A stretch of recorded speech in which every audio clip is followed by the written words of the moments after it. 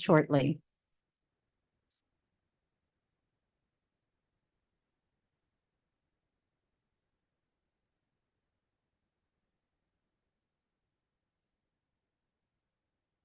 Hello, everyone.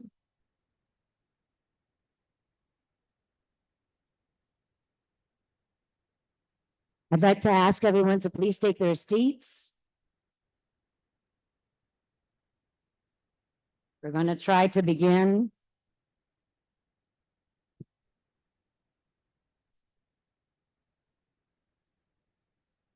Welcome, everyone. It's a pleasure to have you here. Thank you for coming. On behalf of the Brazilian Center for International Relations, SEBRI, we are very excited to welcome you to this event at the kickstart of Climate Week. We are hosting this important discussion alongside La Clima, the New York University, and with the sponsorship of our great partner, Institute Clima and Sociedade, Climate and Society.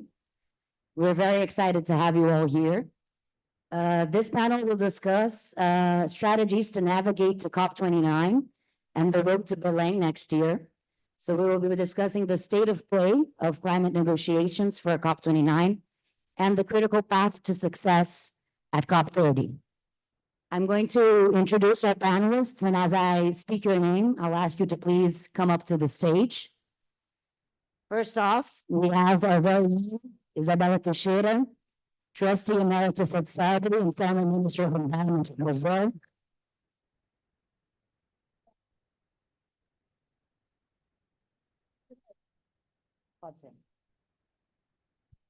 I'd also like to call to the stage Ilan Goldfein, President of the Inter-American Development Bank. These are our keynote speakers. I'd also like to call to the stage Celine Kaufman. She's the Director of Programs at IDRI, very important, prominent think tank that links to international relations and sustainable development in France. Celine, please.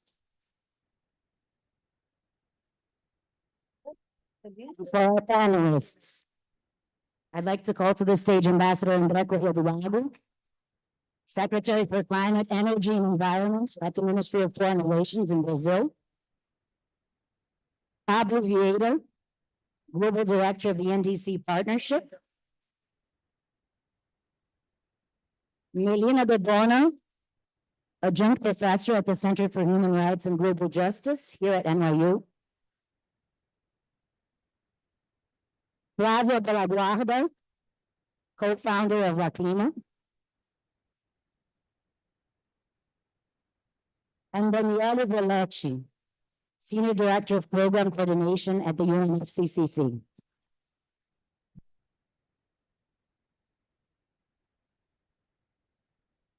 Thank you, everyone. Please take your seats.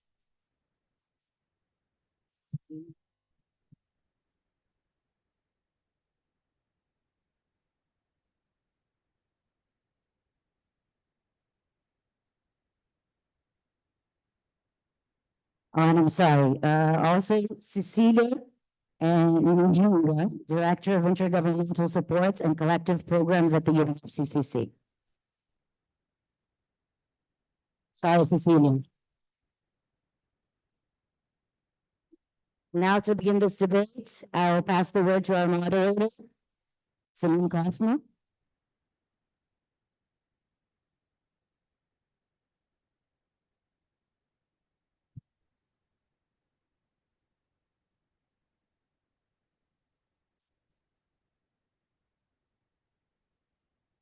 Well, good morning to all. It's a pleasure to see you on a Sunday.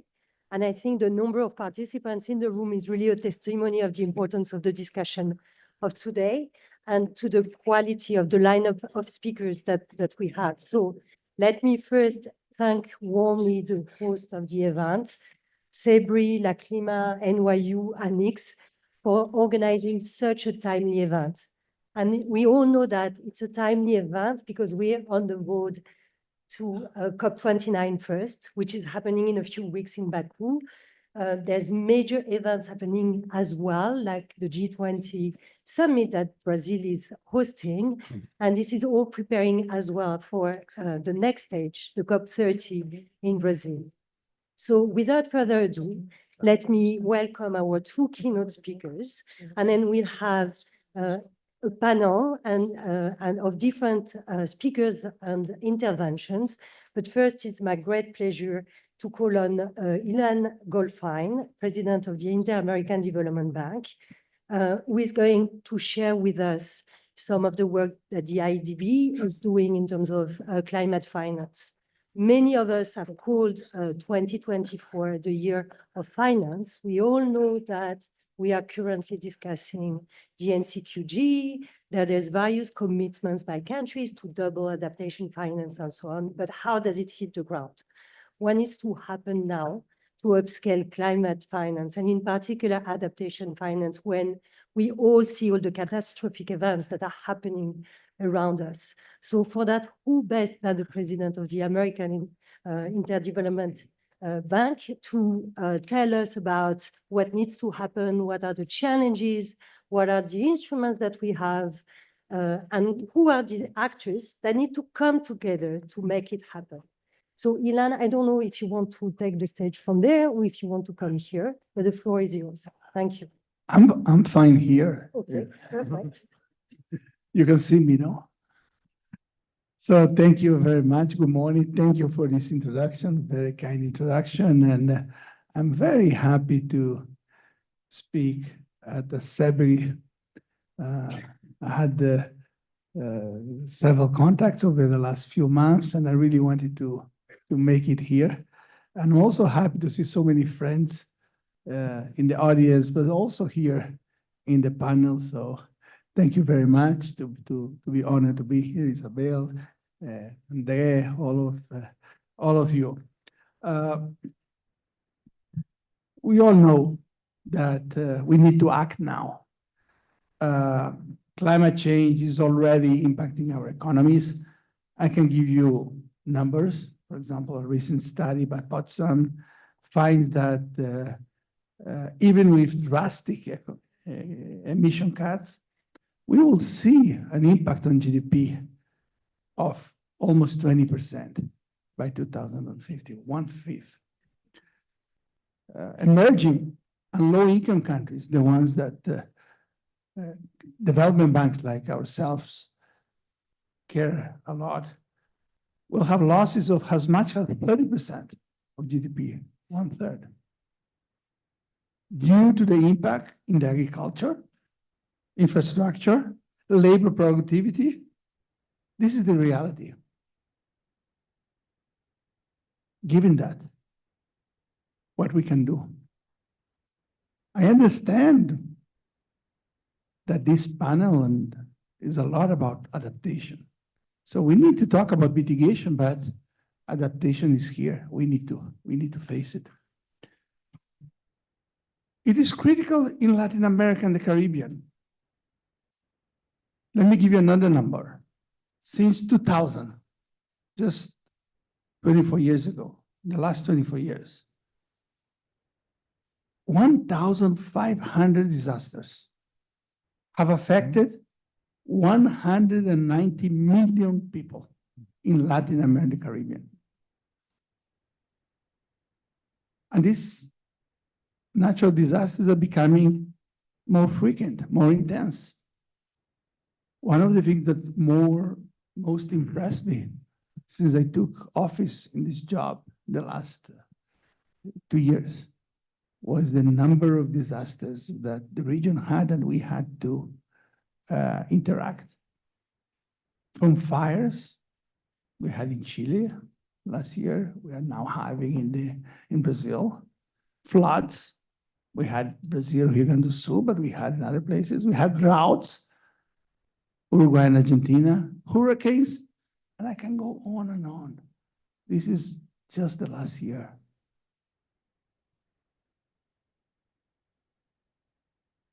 Let me talk about Brazil. The Amazon is facing the worst drought on record. It's cutting river communities off from supplies, including food, because of abrupt decreases in water levels. We have interruption on the river transportation that is vital for the communities.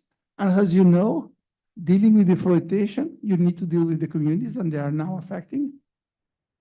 We have threats to the freshwater biodiversity there, a key protein source for the Amazon communities.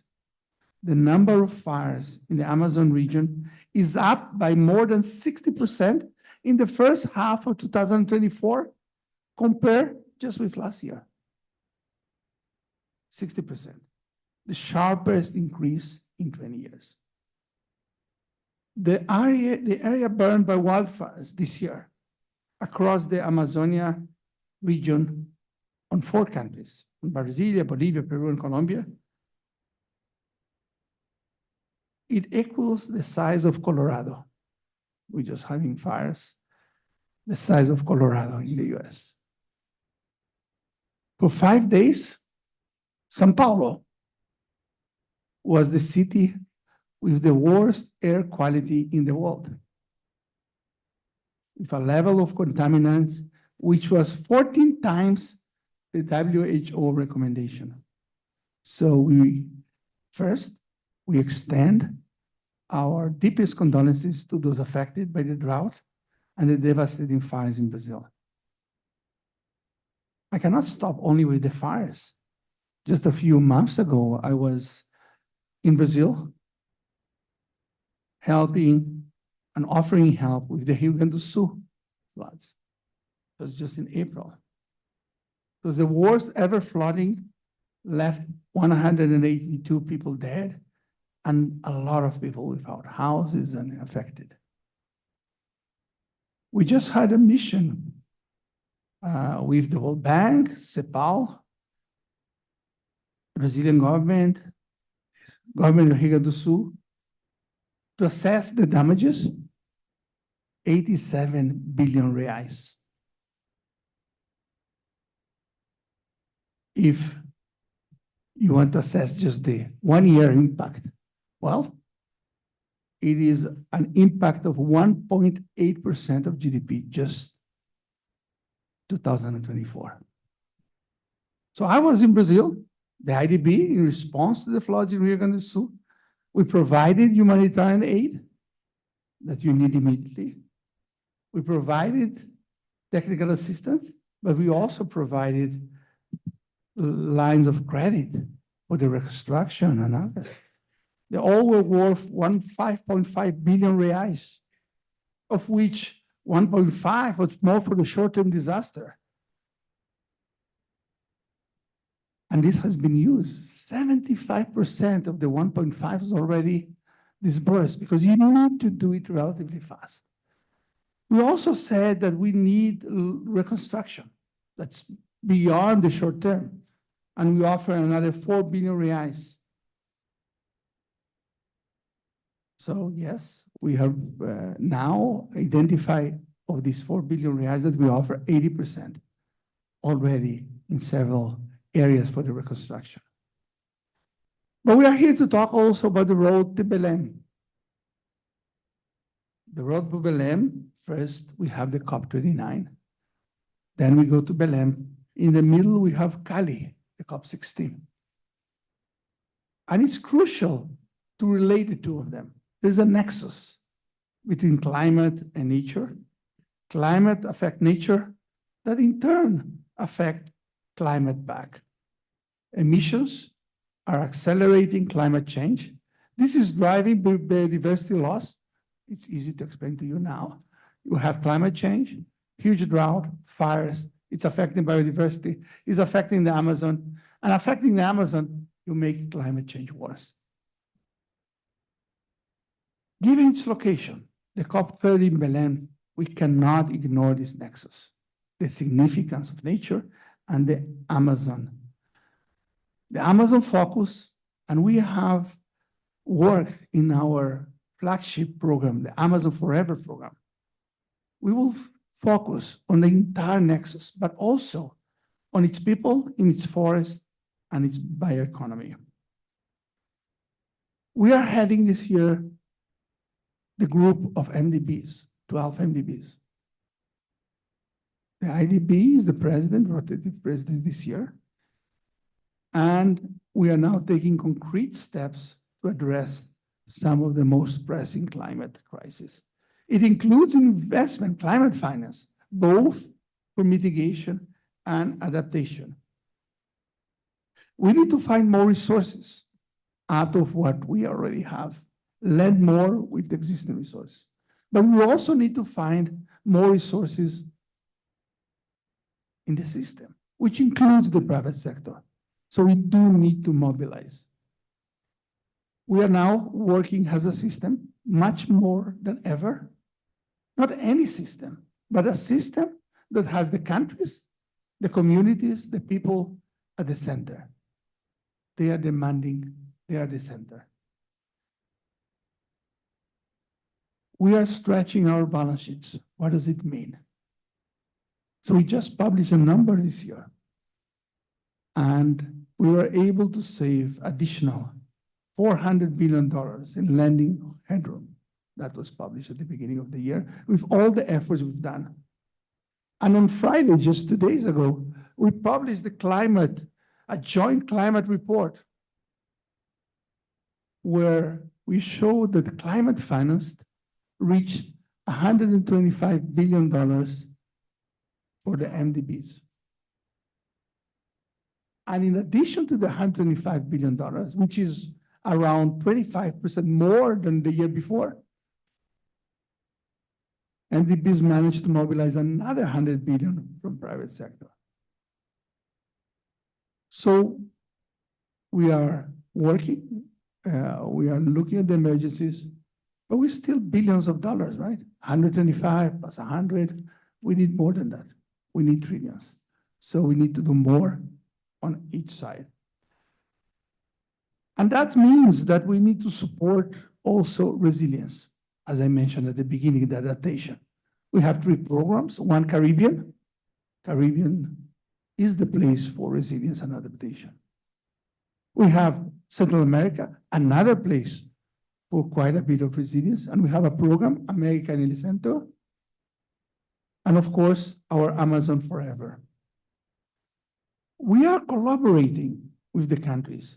So the fires in Brazil are not the first one. As I mentioned, we had in Chile. And we are working with Chile on a regional program where we have mutual reliance when something happens. We are working early warnings on fires and others with Peru, Ecuador, Trinidad, Tobago, and we are working with the communities on forest management and fire preparedness as a pilot in Honduras. We have now gathered a bit of experience, still at the beginning, but we can use it. We can use it in Brazil and we can use it in other places. The region has a gap in adaptation. You can calculate the numbers from 18 billion to 51 billion reais, dollars, annually. That's a huge gap. So what are we doing? We have committed to try to reach of our climate finance 50% in adaptation. We have moved, usually it was mitigation, the main financing, but we want to move into 50% in adaptation. How are we going to do it? We're going to enter more projects. We're going to incentivize projects. So we have programs. One of the programs is called IDB Clima, which basically provides subsidies if the countries reach their goals. Let me give an example. Lake Ipacaraí in Paraguay. If they manage to clean the lake, it will change the lives of millions of people. If they do it, our loan gets much cheaper, 5%, just deduction in the loan principal. And we are offering guarantees to debt swaps. So you swap your debt, you get some savings, provided that these savings are used for resilience, for nature or climate, that's where our subsidies should go. And we are providing some incentives for private investors to also provide more financing. So in Brazil, we have an innovative program of helping Brazil hedging the currency. It's called the EcoInvest Brazil, and we're working with them, which basically says, we are here to support you, investor, when there's a large depreciation and nobody lends to you. And we're also going to help you with pricing the hedging. And all of this is very important because we do need investors. We do need private investors, in addition to the money I just gave you, the numbers. So let me conclude saying that adaptation is not an option, it's a necessity. We have seen the devastating impacts in Latin America, but also in the Caribbean. Floods, droughts, fires, everything you've seen. The region needs to learn. And we need to learn fast, and we need to work together. Let's develop regional programs. Let's rely on each other. Let's work on what we call regional impact resilience programs. We need to act. We need to react. We need to adapt. The well-being of the people in Brazil, in Latin America, and the world depend on this. Thank you very much.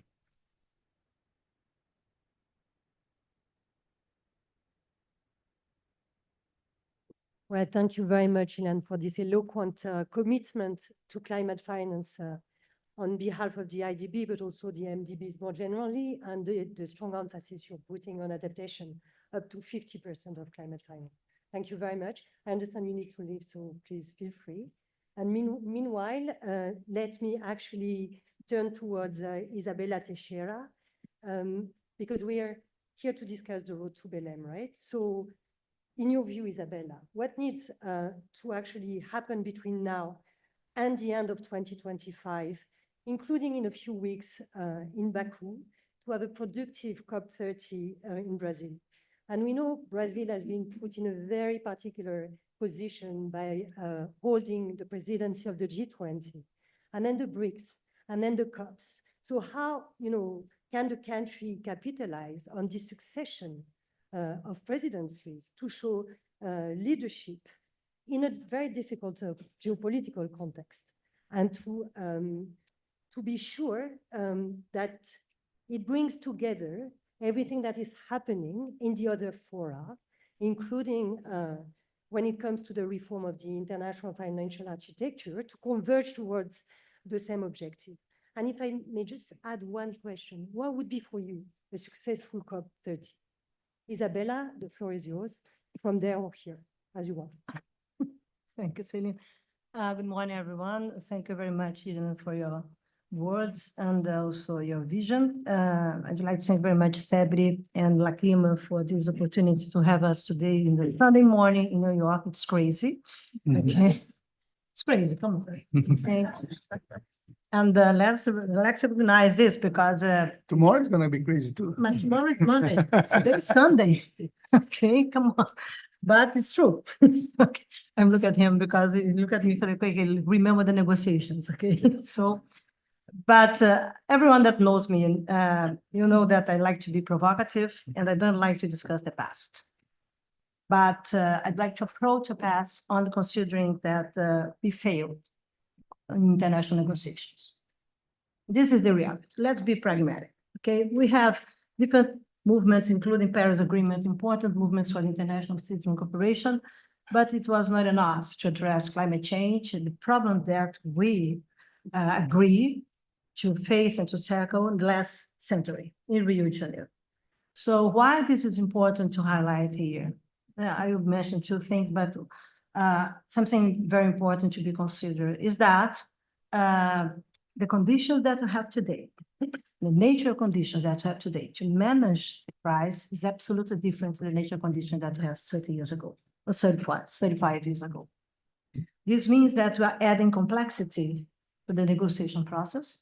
And this means what Ilan shared with us is that to have these numbers of disasters and the costs.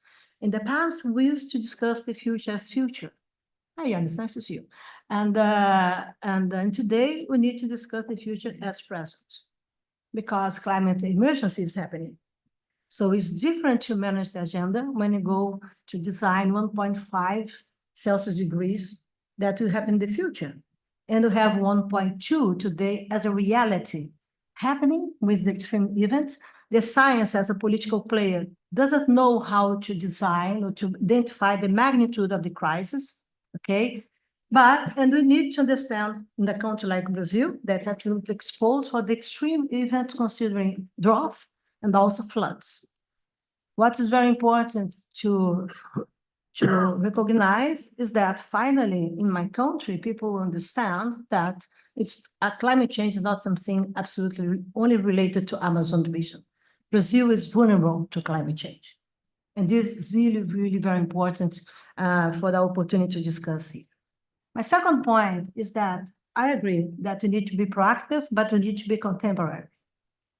If you're going to react or to act based on the past, again, the institutions, okay, that we have today are not able to deal with the challenge that the climate crisis is imposing to us. The capacities is not enough. Okay, are not enough to deal with it. And we need to recognize this. Okay, and why?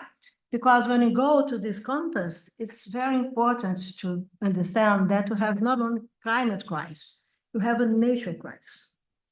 Nature came together. And more than this, we cannot control nature. And this means politically, that you don't have only the global perspective or the global dimension. You have a new dimension, the planetary dimension. And this also means, based on my experience, that these planetary strategies come together for a polycrisis world, where the other issues are absolutely connected. And you have today new wars adding additional crises, including climate crisis, and nature crisis to the future. It's impressive how the population around the world and all the governments and the state members and the leaders, they're putting additional pressure in the future to consider climate emissions. Check the numbers, what's happening today in the wars, and let's see how would you like to discuss energy transition based on fossil fuels. It's really some time, I'm sorry, because as a former minister, I'm so free, so I can use some words that a minister never could use. It's my own. It's true. But it's absolutely true. We need to take the right photo if you want to go into the planetary strategies and to make sure that the polycrisis, this is a concept of 9 nations, okay?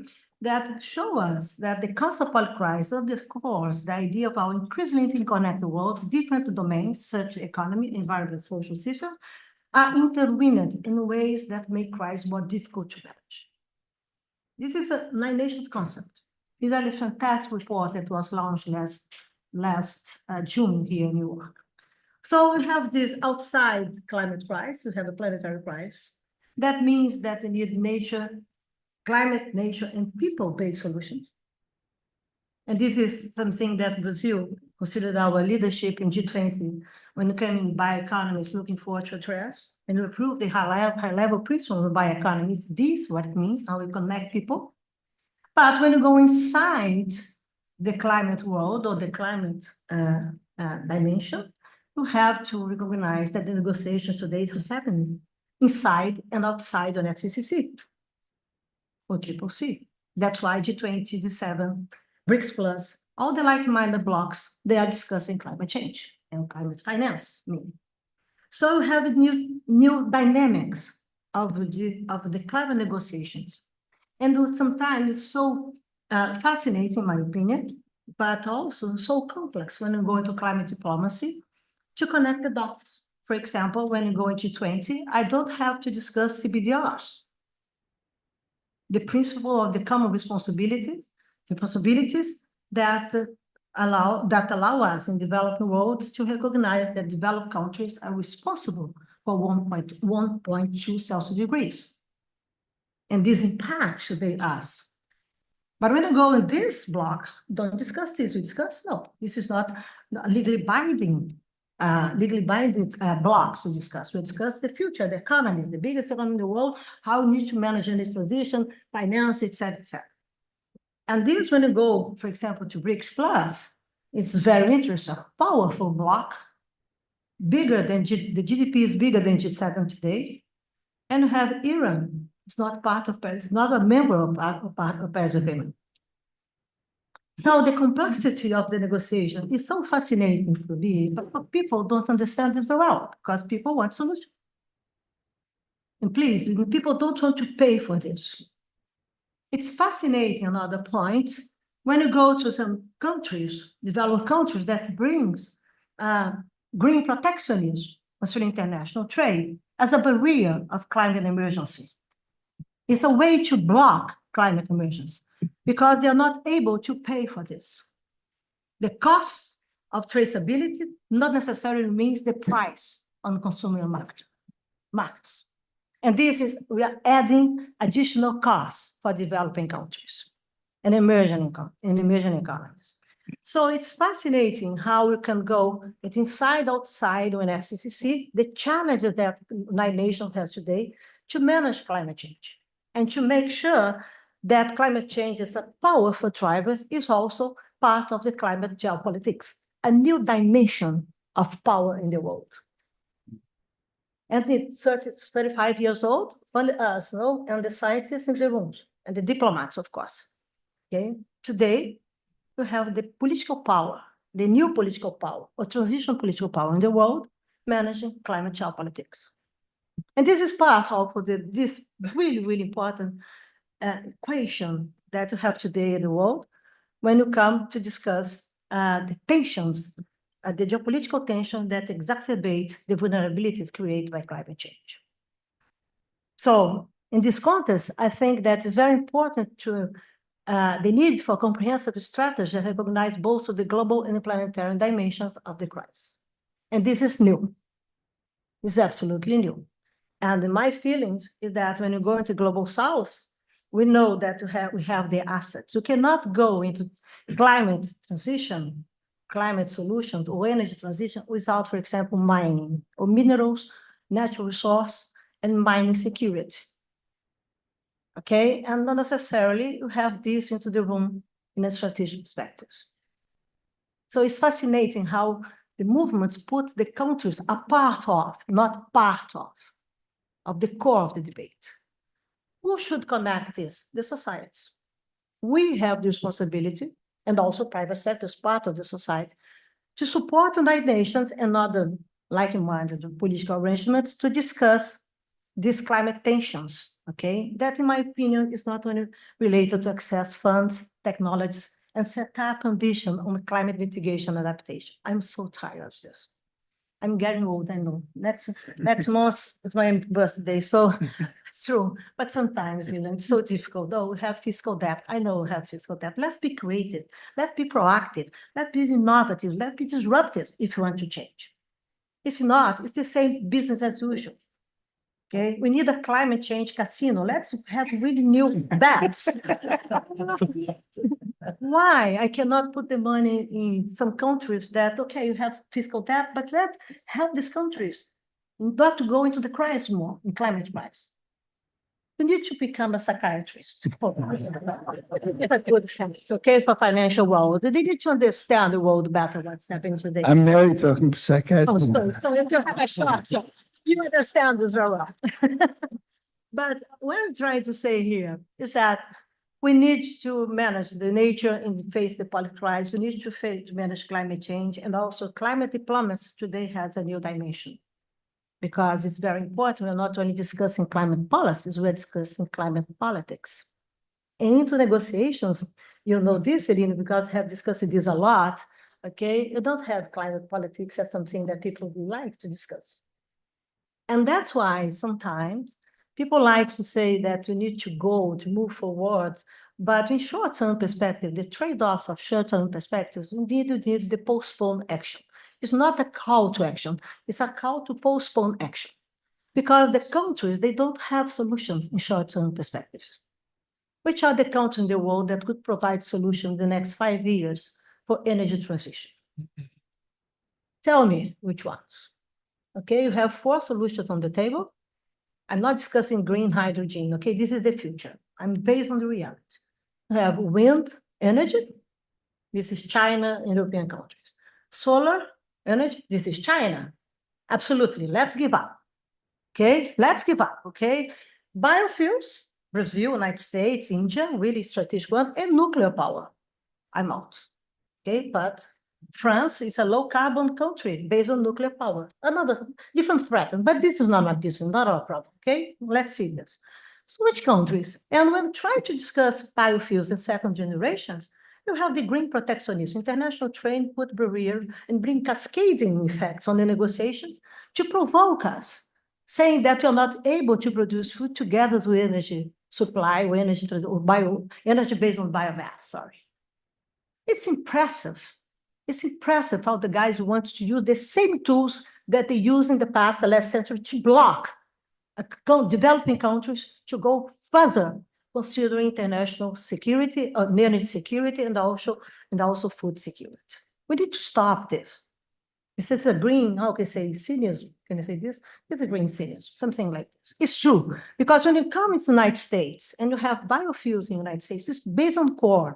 And you can come together with Brazil with different grains. You can go with Argentina, India. You can have an alliance with different countries that could be provider of, in short-term perspective, of solutions considered energy transitions. And this means that this will come together with minerals transition. Because the debate about batteries, electric car, for example, what's happened last winter, okay, the cars were there absolutely frozen. So in my country, the best is, yeah, it's like frozen Disney, you know? Okay, in my country, you have biofuels, you have ethanol, and it's okay. I can take the decision, there's a transition for mobile transportation in the next 30 years. And I need to think about the new batteries in the future. Let's be more efficient and sufficient when we go to manage natural resources in this planet. Okay, the waste of natural resource. How people use this soil in a bad way. It's responsible for 90% of biodiversity loss and also 90% of water stress. And you go into climate change, is around 56% of emissions, the global emissions. Check the numbers of International Resource Plan. I'm the co-chair of International Resource Plan. I know what I'm saying here.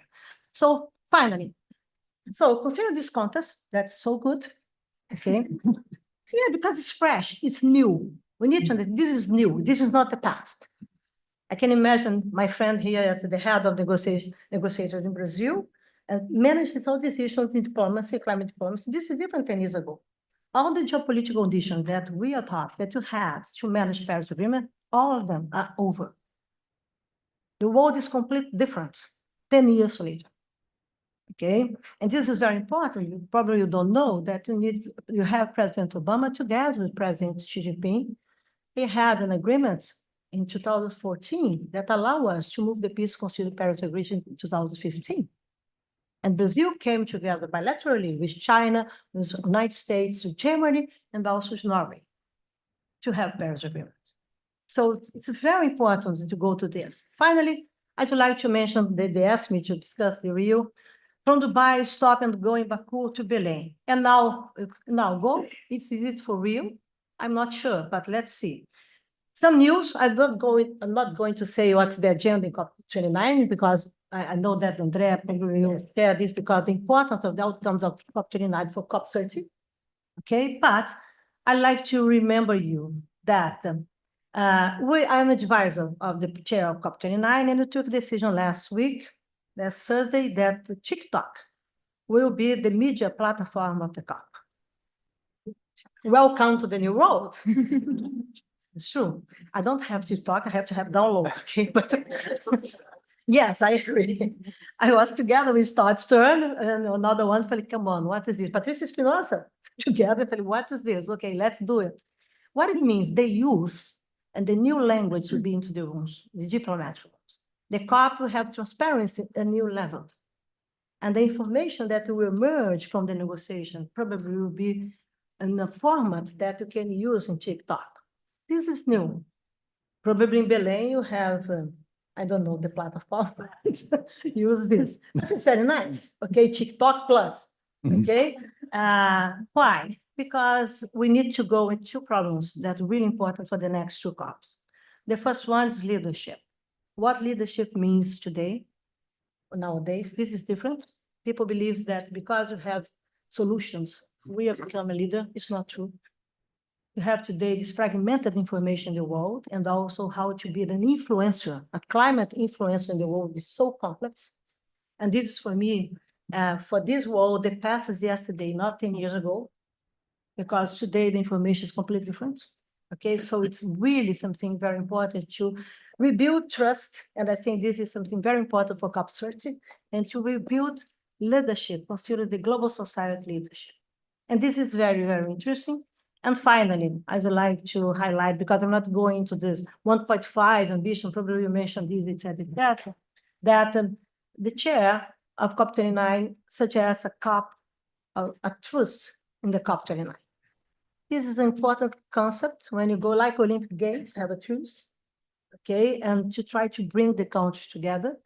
And also in Brazil, I think that, André, it's very important. I absolutely agree, and also Elon, that the private sector must be on board, but it means that we must convince our sector to be part of the formulation of the national strategies that Brazil wants to share with the world. It's not to invite for meetings, okay? It's to convene, to share the vision, the perspectives, the trade-offs, and also the responsibilities. And for me, this means in COP30 that we need to move from Paris +10 to Paris +20. This is for me what's happening in Belém, okay?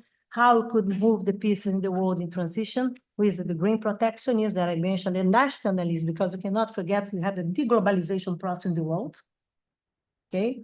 And also, finally, to say that I do believe that Brazil will play very well in COP30, but we need the world to play together with us. Thank you very much.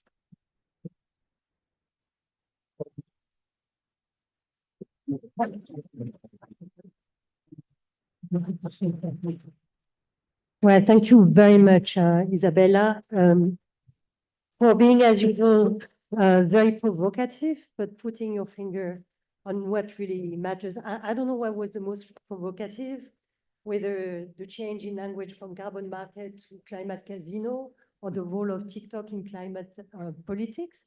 But thank you very much. And I hope, in the discussion that we're having now, with the wonderful speakers that we have, that we can disentangle a bit this need for orchestration that you mentioned across fora, across sectors. So it's with a great pleasure that now I'm going to actually welcome Cecilia Kinutia Zengia, who is the Director of Intergovernmental Support and Collective Progress at the UNFCCC, and who's going to tell us a bit about the outcomes from COP28, because of course, we're not coming at the COP29, the COP2030 from a blank sheet, right? The COPs build on each other, just by the fact that countries can't go back to their commitments. So they need to build on that. So how do you, in the UNFCCC Secretariat, actually assess the successes and the shortcomings of what happened at the COP28? We all know COP28 was about the global stocktake. We all know that the decision that came out put forward a mention that was much discussed about transitioning away from fossil fuels. What is that, and the other commitments and declaration that was that we heard at COP28, how is it translating into action in countries? What can tell us what happened there and how it's building a momentum for the upcoming COPs? Thank you very much, moderator. Yes, I come into this discussion immediately after Isabella has has really tried to challenge the current climate diplomacy process. My role at the UNFCCC is really to support the presidency, including now the COP30 presidency, to ensure that the process remains integral, that it's inclusive, it's transparent, and that all parties, 198 parties, to the Paris Agreement and those to the Convention continue to build consensus around key issues. What's really fascinating in this process is that it's become cumulatively around key, not just process-related issues, but the linkages to the socioeconomic development, equity, inclusion issues have become increasingly important at the backdrop of global geopolitical tensions, as she's mentioned. And therefore, every year, as one COP's end, and as we start preparing for the next COP, we are faced by this background. We are also faced by the background of the climate science. And those that believe in the climate science and want to use it in terms of making their final decisions, and those that are skeptical about science. So beyond geopolitics is the science, but it's, of course, it's increased inequities, it's increased poverty, it's increased vulnerability, et cetera, et cetera. And so you can imagine on a daily basis, working with the presidencies, what that means. What is also becoming increasingly important, and this was at COP28, which has been said to have been a very significant COP in many fronts. It attracted over 80,000 participants. We had over 160 agenda items to consider. We had over 30 mandated events to organize, and side by side, a huge global climate action agenda, not only delivered through declarations and all kinds of pledges by the presidency, but also the global climate action of private sector, of civil society, all indigenous people, all gathering in Dubai to deliver what was one of the most historical COPs. And I think I just want to dwell a little bit on that, because you have heard about the conclusion of the global stocktake. You've heard about the UAE consensus. But what matters is really what goes behind the scenes, and the fact that we exceeded by one day the closing of the COP because parties could not reach consensus. The UNFCCC process is a consensus-based process, and it requires that all parties be in agreement. We had to go overnight, the last night, and only close the COP one day after, but with a huge jubilation, et cetera, because there was a delivery of a huge outcome. But more importantly, there was also a process change in the fact that because we knew that it was going to be a very, very difficult negotiation over two weeks, the president of COP28 asked us as a secretariat to assist them think through of what the critical moments could be and what they could do to send a signal to the world that there was commitment in terms of landing a strong outcome. And the loss and damage fund decision was selected as one which had been negotiated, for those of you who know, over 15, 20 years of negotiations for the loss and damage funding arrangement. And therefore, there was a decision by the presidency to govern the decision on loss and damage as a way to signal that there was commitment by parties to reach some consensus. And that's the nature of our process. But let me very quickly go to the outcome of COP28.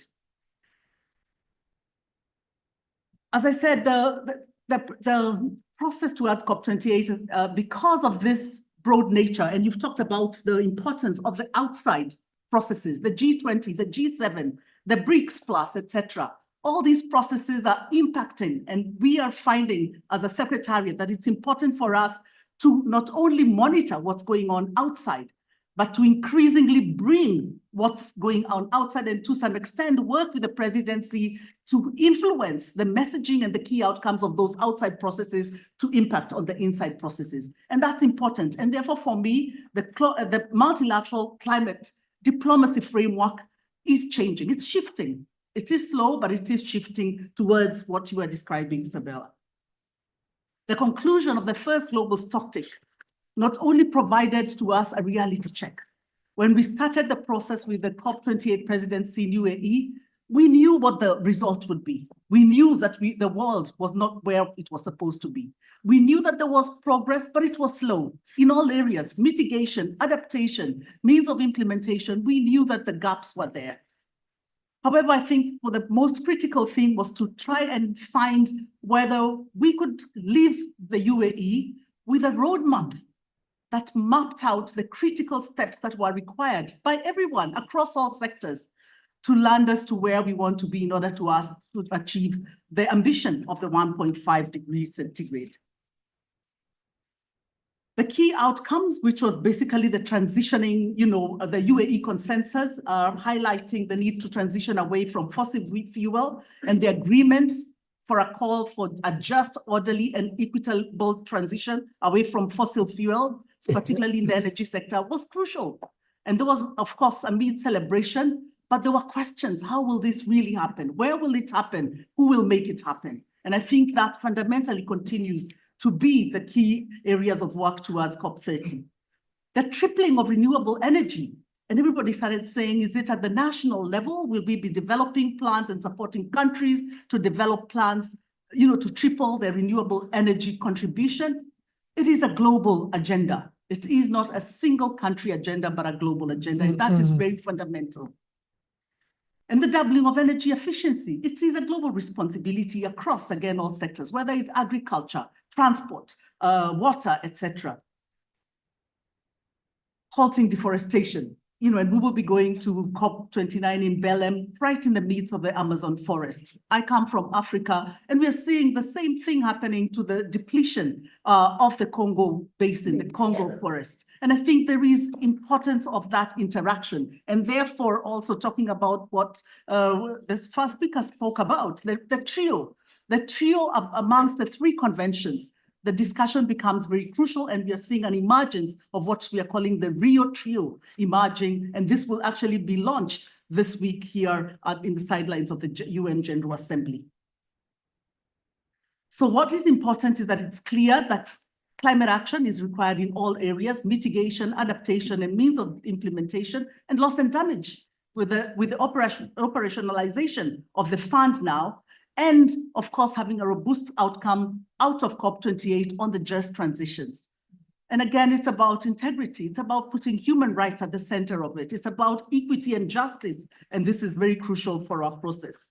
But significant for us is, of course, the establishment of the Troika.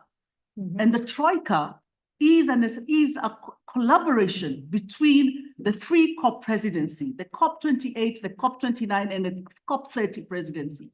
And we find this really a unique way of this joint delivery, looking back, but also looking forward. Where are we coming from and where are we going and where are we at present?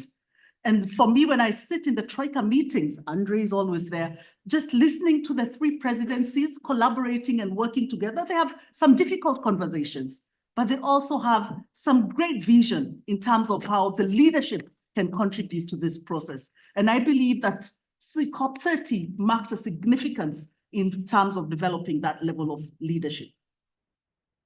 My colleague, Daniele, will be talking a little bit more on the substantive outcomes, as I dwell more on the political as well as the leadership and arrangement and the importance of transparency and integrity of our process.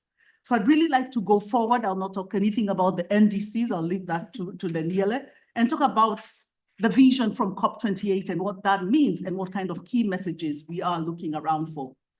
We do have a great deal of work, and it's not just about collaboration, but it's about keeping the public, keeping societies hopeful, and not just hopeful, but ensuring that their vulnerabilities, that their aspirations are addressed in terms of addressing the climate crisis.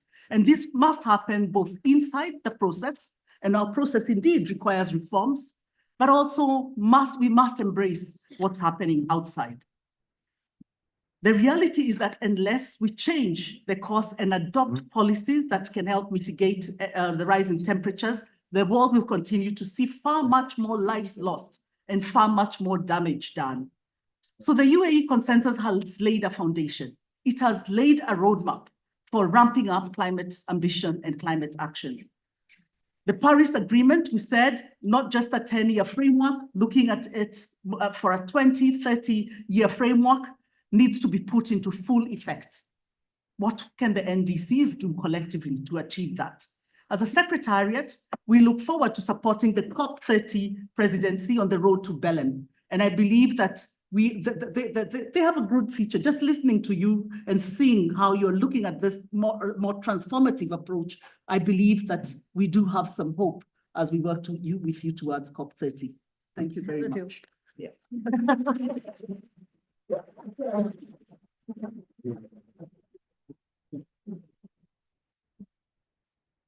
Well, thank you very much, Cecilia, for laying out what the COP28 did, establishing a good grounds with the global stocktake and the decision for more ambition on climate. But now, as we go towards COP29 in a few weeks, we know that COPs are very subtle processes where pieces of the puzzle need to come together.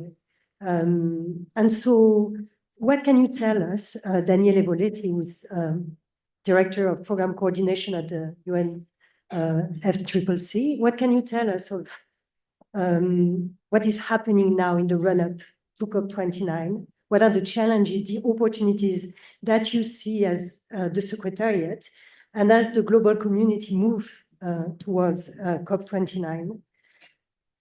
The floor is yours, please. Thank you, and good morning, and thanks for inviting us to be here with you on this great panel. I'll be happy to share a few reflections on the expectations for COP29, the challenges and opportunities. It's actually 50 days from now, the beginning of the COP. It's happening very soon, and the workload that governments have in front of them for COP29 is quite impressive. And we will talk about that. But it's also the fact that, let me start by not only looking at the challenges, but also the opportunities. And the first one comes from actually just last Friday. The third meeting of the Loss and Damage Fund Board concluded in Baku, hosted by the COP29 incoming presidency, and actually delivered all that was required in terms of the milestone and steps to operationalize the Loss and Damage Fund. So the main point were the documents, the arrangement with the World Bank as a host of the fund, and this was, accepted and welcomed and worked out by the board. What does it mean? That we can already go to COP29 with something positive achieved, which is the operationalization of the fund is actually happening. They can now receive the pledges that were made starting from COP28 in Dubai, and start the disbursement comes next year. So this is an important milestone, I think, that bodes well for moving in an environment that we know is very challenging and difficult. And why is important to link COP28 to COP30? Because there is this cycle of these three COP, which are very strongly interlinked.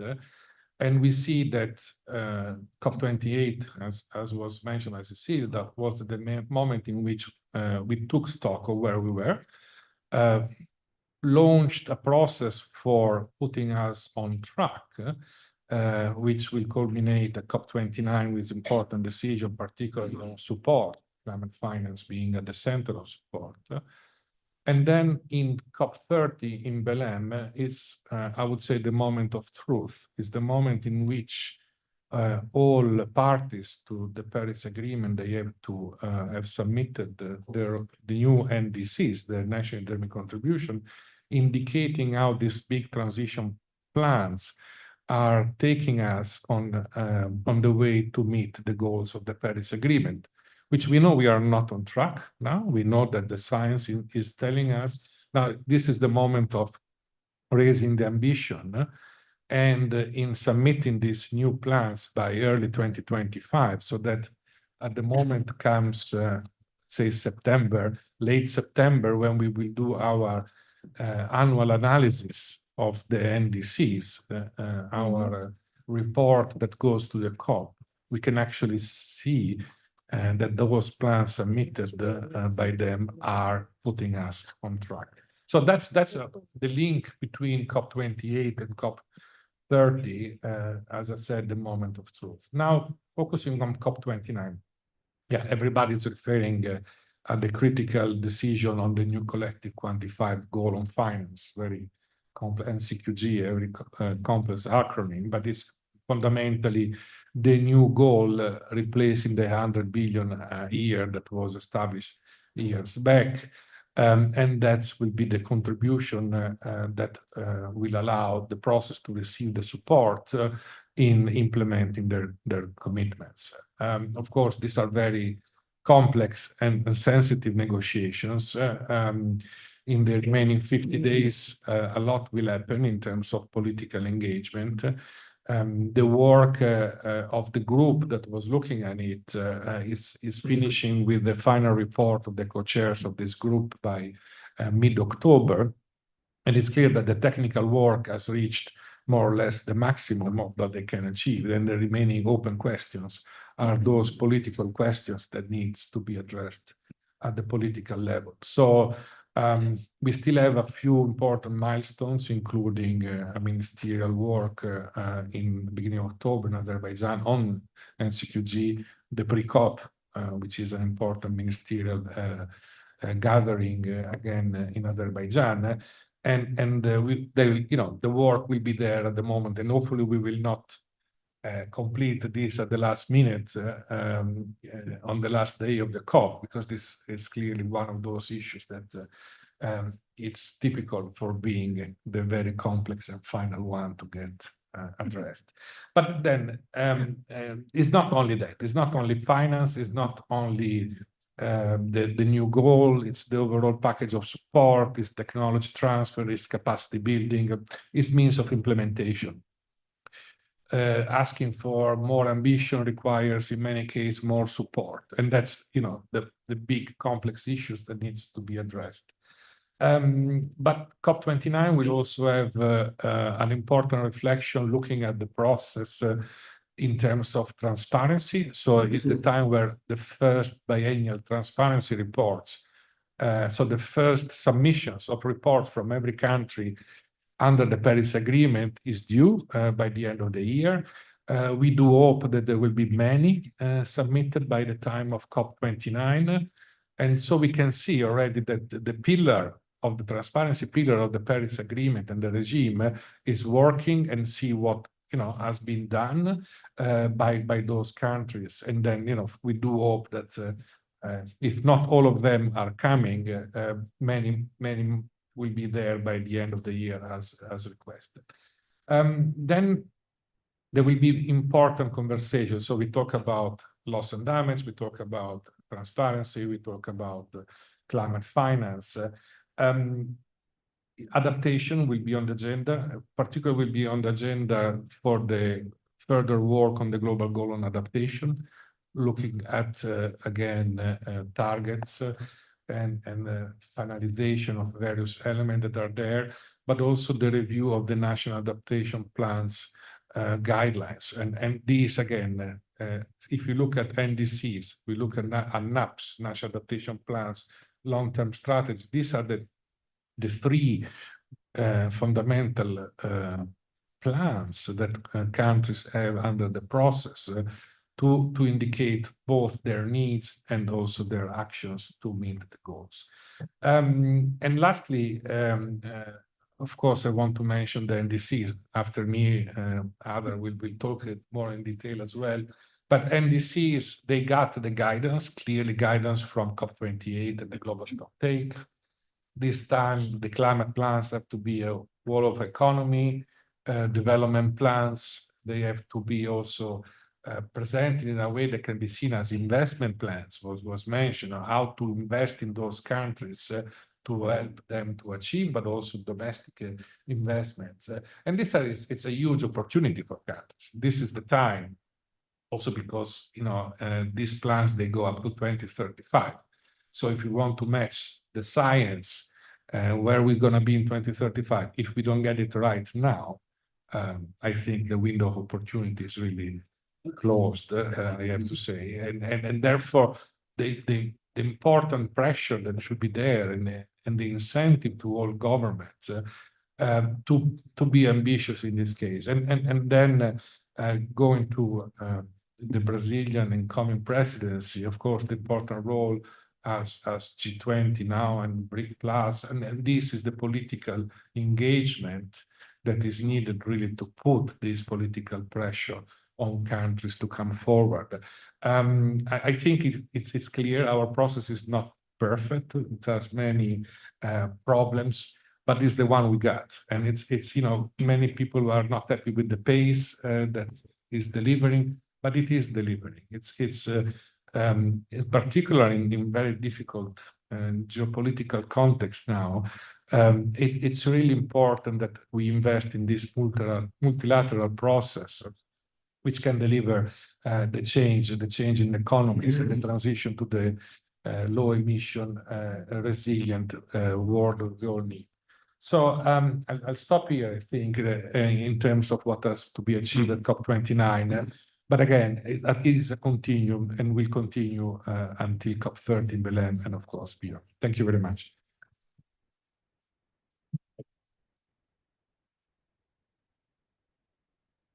Well, thank you very much, Daniele. I think it was very important to remind that finance is core to this year's discussions and to the upcoming COP29, but it's not the only topic for discussion. It's not the only subject that will be discussed. And the global goal on adaptation is one example that shouldn't be underseen, under-discussed because of this very strong focus on finance as well. And you mentioned countries had a lot of work to do with the NDCs, the NAPs, adaptation plans. They also had to do their NBSAPs on biodiversity. So it was really a year where countries had to go back to the drawing board and to reflect on these different plans and hopefully to tie them together to a long-term strategy. Maybe to finalize this discussion around COP29 before we move to the much anticipated discussion on COP30, let me give the floor to Melina, who is professor at the Center for Human Rights and Global Justice. Melina, tell us what are the priorities and the expectations according to you for COP29? Thank you. Sure. Thank you so much. I am a lawyer and I'm a climate change lawyer and human rights lawyer. So I'll be offering a bit, perhaps of a different perspective. I'll also time myself because lawyers can talk a lot. Okay, so I wanted to first emphasize that despite countries' existing climate commitments and the past COPs we have seen, CO2 emissions from burning fossil fuels hit a record high last year. It was also the hottest year on record. So we'll put that as context. In addition, with only about 25 years left to hit the 2050 net zero targets, this COP will be key for countries to intensify their climate commitments. As has been mentioned, we're walking into COP29 well informed due to the conclusion of the first ever global stocktake, right, which we have talked about. This, I think, has really set the scene to evaluate the implementation of the Paris Agreement and climate commitments more generally, but also provided some momentum, hopefully, to rethink existing and take on new targets and initiatives. So it's really time for reflection with the information that we have, but also time to make a push. If you follow the official COP website and all the documents that are put out, you'll see that the official priorities for COP have been already published. It's a really long and somewhat technical list. We can query whether having so many focuses is actually good for negotiations or not. But some of the priorities that I will mention, and this will echo some of the things that were said today, are some of the priorities that have been talked about, for example, in the Bonn preparation meetings, and some that I think will likely spill over from COP29 to COP30 because of the nature of the COPs.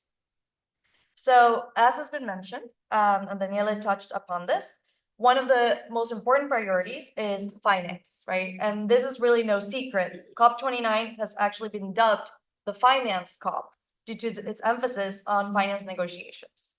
Within this context, I think there's two important conversations that will take place. And that is of the new collective quantified goal, the NCQG, which has been mentioned, and the loss and damage fund. So while on the one hand, the NCQG seeks to fill persistent gaps in climate finance, the loss and damage fund helps vulnerable countries deal with the impacts, right, of climate change that go beyond what people can adapt to themselves.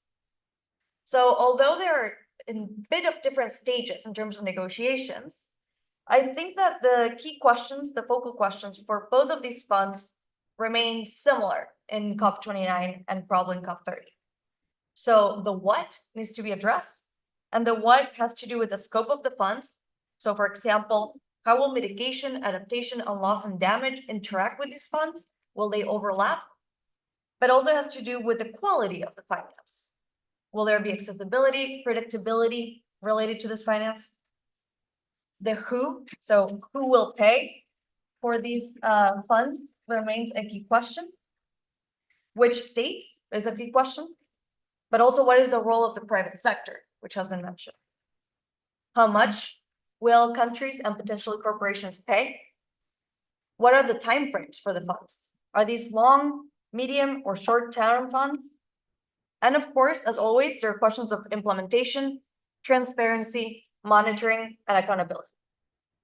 So at COP29, negotiators will need to at least try to answer all these unsexy questions about operationalizing the funds.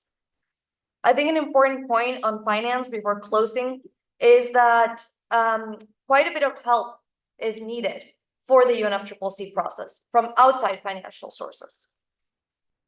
Okay, moving on to priority number 2, adaptation and resilience, which has been mentioned. As mentioned, COP28 brought to us the global goal on adaptation, which has now since been renamed.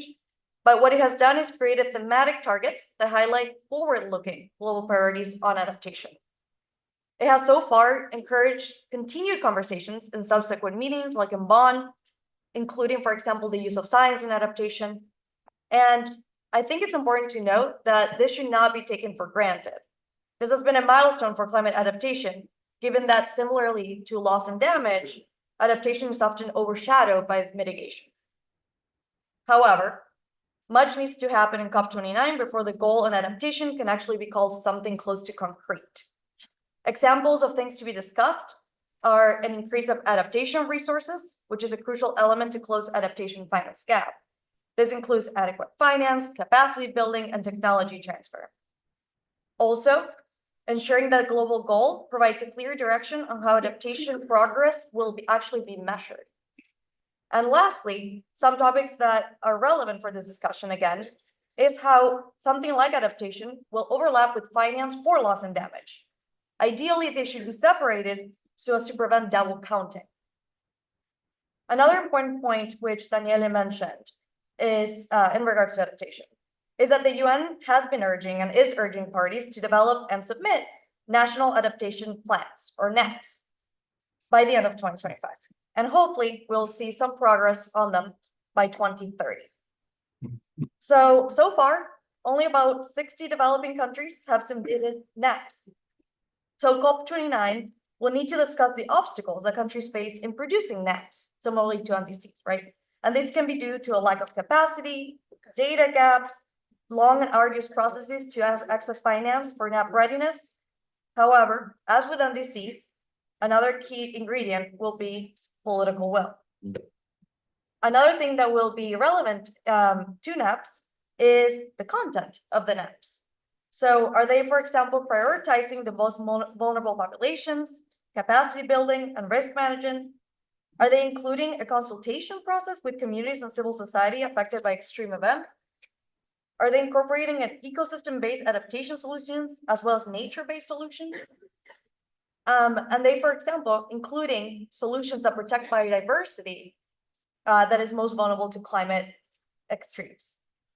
I think as a closing point for adaptation and resilience, it's important that these processes, so as NAPs and as NDCs are developed and fleshed out, it's important that they are consistent and harmonious with one another, right? And complement one another. Okay, off to a third priority. So now we'll talk about momentum for stronger NDCs. As you all know, countries agreed under the Paris Agreement to submit stronger, progressively increasing in ambition, NDCs every 5 years. The next round of NDCs is due just a few months after COP29. So the coming year will be the litmus test for the Paris Agreement and the core mechanism for preventing dangerous climate change, the NDC so far. So of course, as every panelist I think here mentioned, we have had the global stocktake. And so what's key for NDCs in COP29 is that NDCs respond and adapt to the information received from the global stocktake. So for example, it goes without saying that NDCs should be aligned with 1.5, of course, but we also see a push for other important things to happen within NDCs, Cecilia went through them, but these involve, for example, transitioning away from fossil fuels, all the way down to implementing recommendations on forest and nature protection, particularly relevant to Brazil and deforestation. So also developed countries, should indicate provision of finance, independence of what must be delivered in other processes, right? Okay, moving on to a fourth priority, carbon markets. So in recent years, carbon markets have been all over the media. They have become a flashpoint in international climate policy, largely because of their mixed results. While carbon markets may have some potential, this will only happen if they're actually regulated under an appropriate international framework. The absence of robust rules to ensure integrity will, and has already created, loopholes that undermine ambition and can actually be counterproductive. Article 6 of the Paris Agreement created the principles for carbon markets and ways that countries could cooperate to reach those climate targets. Now, while the rules were agreed in COP26, negotiation has been needed to establish the necessary guidance to operationalize this. And so that's something that we'll likely see in COP. Fifth, and this is a bit of my take, so take this with a grain of salt, but a fifth priority, and here I am grouping a number of large conceptual and complicated areas, but I think is biodiversity, oceans, food, and cities. Very different topics, but I think the takeaway with these issues more or less is the same. I believe that the connection between biodiversity, oceans, food, and urban settings and climate must be explicitly made and integrated into the UNFCCC framework. Another important priority is public participation. So I think it's important to not, as an attorney, I think it's important to not oversee this. So there's a lot of talk of climate justice lately. And I think it's really important to tie climate justice to democratic participation, especially of vulnerable communities. Of key importance, of course, are indigenous peoples and local communities. And they have quite a bit to say about climate change, nature conservation, and biodiversity laws. So going back to my prior point of tying all these things together. I also think it's important to say that their needs and the needs of people in general, especially particularly vulnerable populations, need to be recognized through a rights-based approach, not just a people-centered approach, a rights-based approach. Ideally, rights-based would entail rights for people, but also for nature. And lastly, and this is putting my sort of professorial and practitioner attorney hat on, I think it's important to mention from perhaps a socio-legal perspective that because the Paris Agreement is by design a bottom-up agreement, lawsuits in this area have played a large role to ensure that the commitments made by governments, but also increasingly by corporations, actually move forward. So if states and increasingly corporations don't move forward on these issues on COP29 voluntarily, we are likely to continue to see litigation directed at them, right? So I think that's just interesting to have that in mind and understand how litigation and negotiations actually complement each other. And last but not least, I believe that the COP, and this was something mentioned by Cecilia, should not only be seen as an opportunity to make progress within the UNFCCC framework, but also from a perhaps socio-political perspective, an opportunity to capitalize on momentum, on climate causes outside the structure. So in our work here at NYU, something that we, for example, do is capitalize on the momentum and the people that are brought together by COP to, one, train Supreme Court justices on climate science, but two, also ensure that the fabric of civil society that really underpins the progress of COPs remains strong. So thank you very much.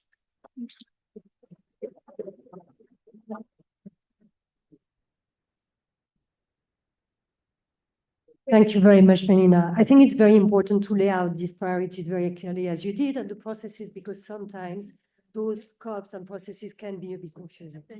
But also because something that came out of what we're discussing, but also very strongly from Isabella's intervention, is that necessary link with biodiversity and nature-based solution. And here, of course, it leads me directly to COP30 and the huge expectations on the shoulders of Brazil on many fronts, including on maybe, bringing together what traditionally, because of the processes, the conventions and so on, are being dealt separately, biodiversity and climate. So let me turn now to you, Ambassador. You heard the many challenges and the expectations that the other panelists have laid out in relation to the upcoming COPs and on the road to Belém. So what does it look like for you from the perspective of Brazil? How does it, as you prepare for COP30, what is the significance of this event for Brazil, but more broadly as well for Latin America? And what can you tell us of your ambition for COP30, which coincides with the 10 years of the Paris Agreement as well? Ambassador, the floor is yours.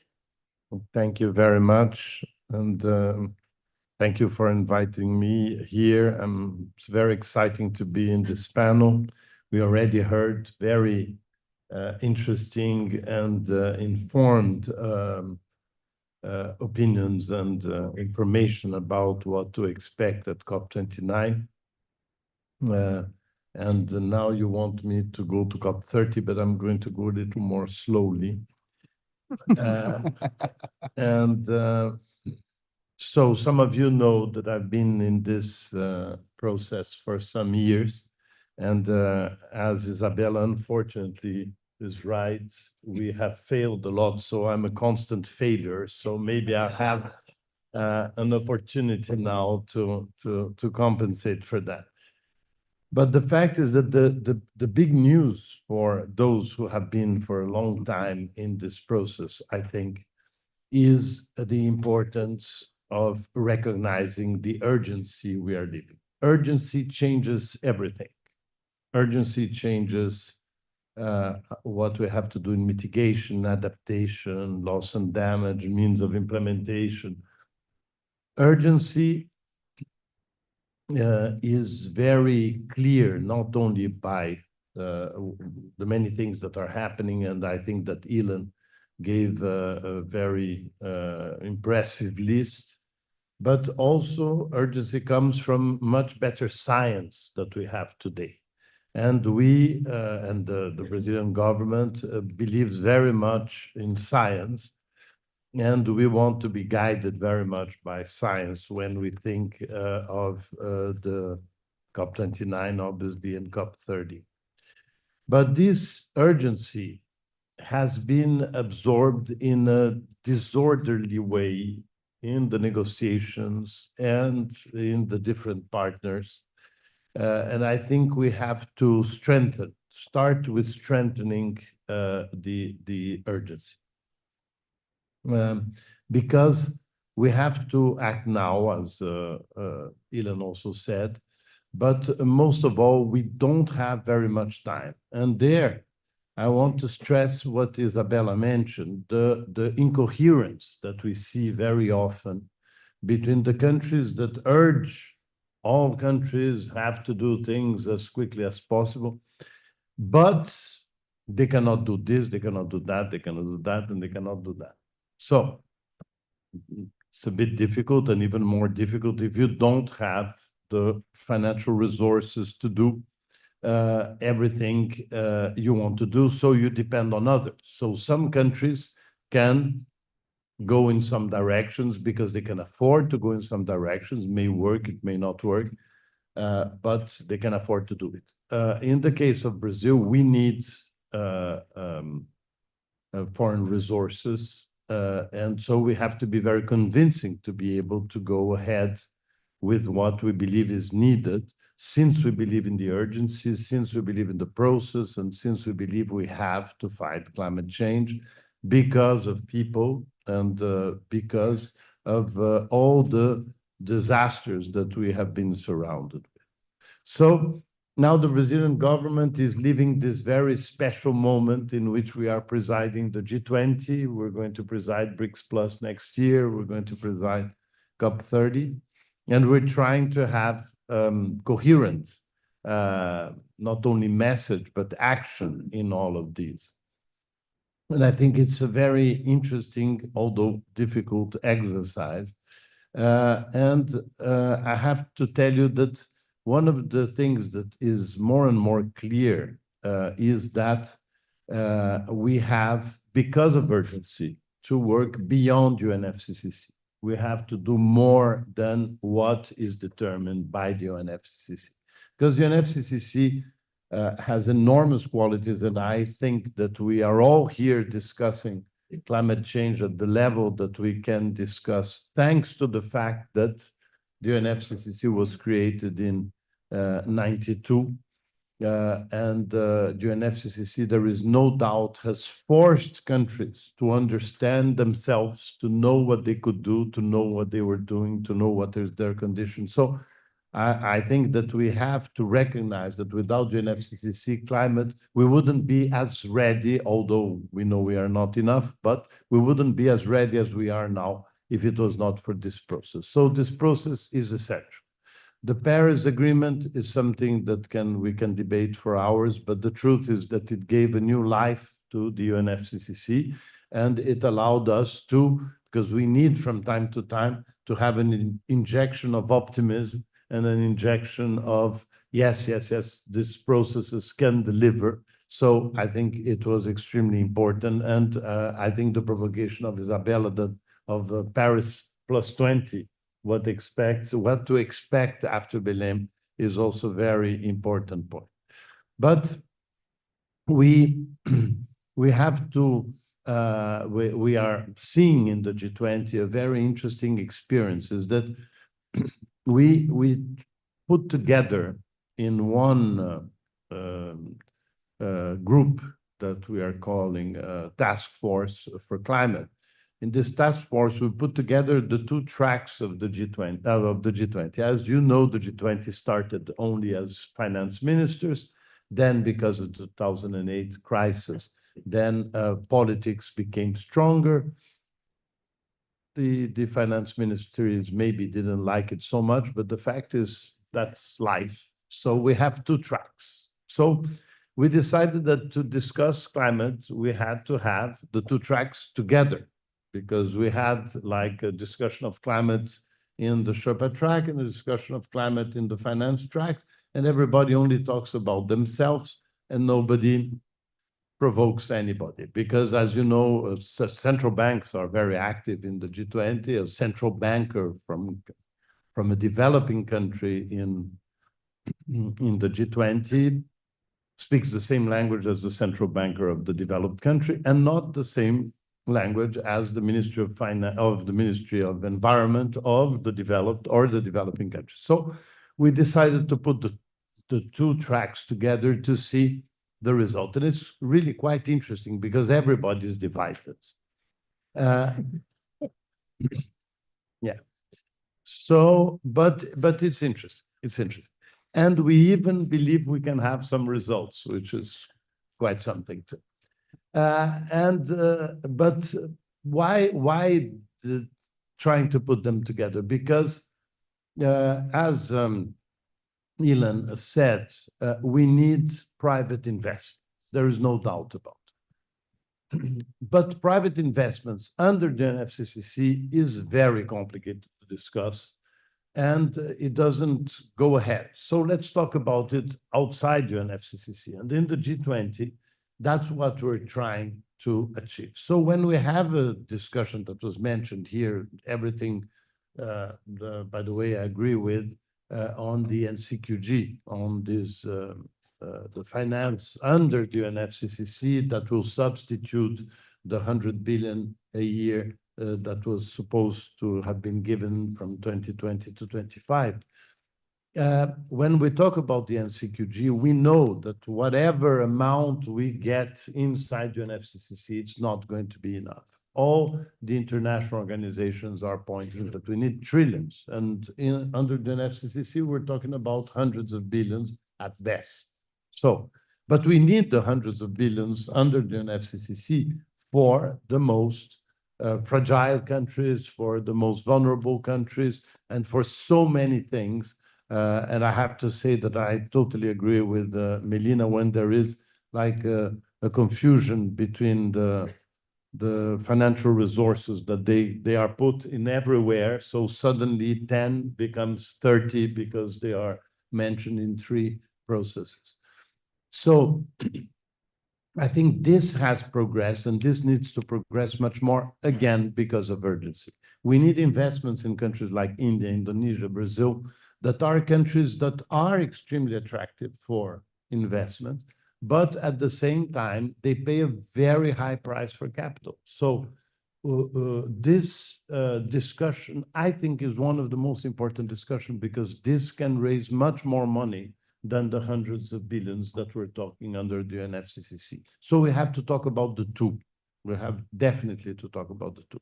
And I think, and I hope that in the G20, we will at least advance this discussion and make this discussion more clear for people to understand.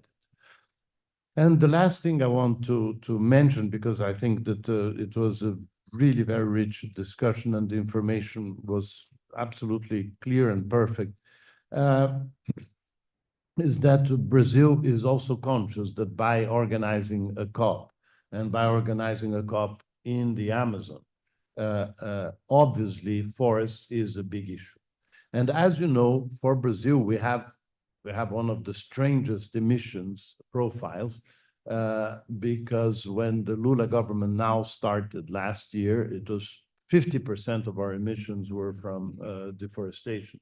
And this is definitely not an average model for G20 countries.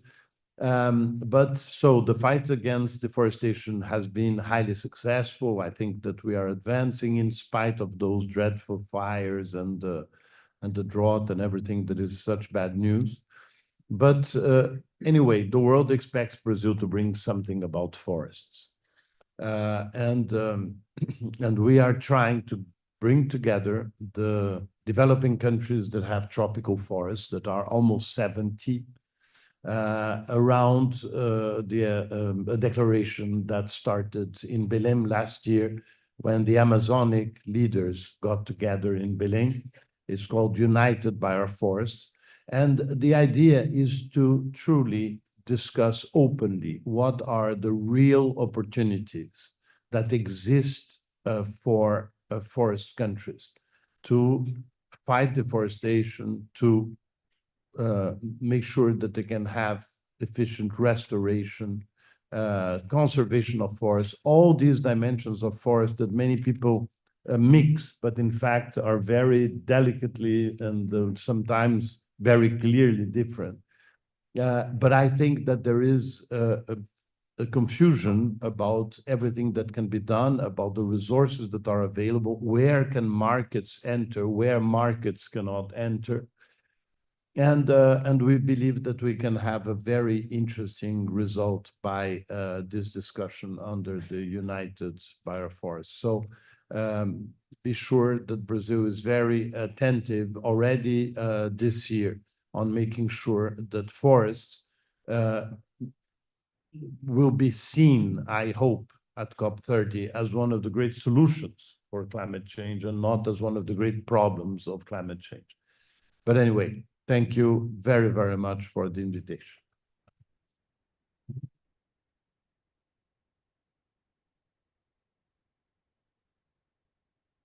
Well, thank you very much, Ambassador, and for the clear focus that you're putting on forest, but also very interesting mention of the G20 on the run-up to COP30 as maybe an incubator of breaking silos between ministers of finance and ministers of foreign affairs, but also ministers of climate through the task force on combating climate change.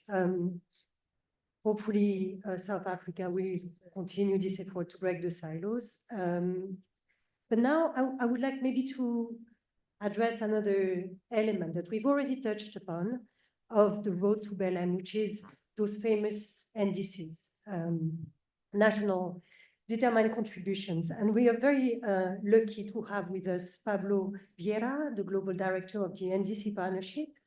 And we know everybody in the climate community is actually has their eyes turned towards what countries are doing with the next round of NDCs, how ambitious they will be. So I wanted to ask you, Pablo, how is it going from your perspective? What can you tell us of the current dynamics in a year that we all know was very rich in terms of elections, 60% of the world population going to vote. But in the end, a lot of continuity in leadership, pending a major election coming out in this country. So a bit more than a year before COP30, how can the global climate ambition and action be enhanced through these NDCs? What countries really need in the run-up to Belém? And what are you doing in the NDC partnership to support them? Pablo, the floor is yours. Thank you very much, and good morning, everyone. Maybe already good afternoon, almost. Thank you for the invitation. The NDC Partnership is a global coalition that brings together more than 230 members, including developed and developing countries and international institutions, to support the implementation and development of NDCs and drive sustainable development. And Ambassador, one of the things that you were mentioning in terms of the leadership of Brazil, and everything that you're taking up, you're also going to be the chair of the NDC Partnership next year and the year after. So thank you for that. What I want to do here is maybe take the insights and the experience that the NDC Partnership has had over the last almost 8 years in supporting countries, more than 100 developing countries advance their climate commitments, to try to frame a little bit what the reality is on the ground and how countries are seeing and are advancing their NDCs.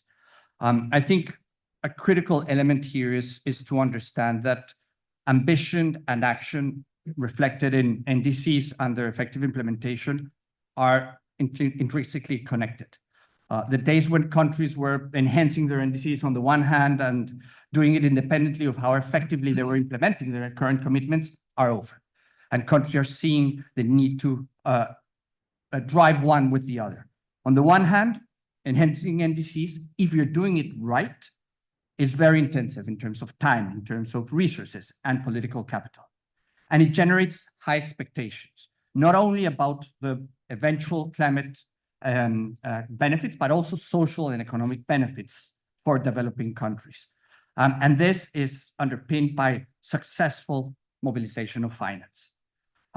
So when increased ambition doesn't deliver, it becomes very, very difficult to find resources and to find the willingness to further increase ambition. And what we see is that countries struggle not only to find that ambition and that willingness, but also are overwhelmed with the multiple parallel processes. And we've discussed some of those. They need to put together NAPs, PTRs, just under the Paris Agreement, long-term strategies, but also NBSAPs, and they need to deliver the SDGs. When all of it is the same, all of it needs to be connected, but they many times do it in parallel, limiting their capacity to find those synergies and to drive sustainable development more than specific agendas. On the other hand, of course, when you successfully implement your NDCs and align with nature, with sustainable development, what you see is that maybe you meet your expectations or even surpass them, and then there is always appetite to do more, to further increase ambition. There's always an appetite to move forward independently of your obligations under the Paris Agreement, independently of what's happening in the negotiations, because it makes sense. So to truly activate the virtuous cycle that was embedded into the Paris Agreement, countries need to successfully implement their NDCs. And the social, economic, and environmental gains will become the main driver of ambition, which is what we want at the end of the day.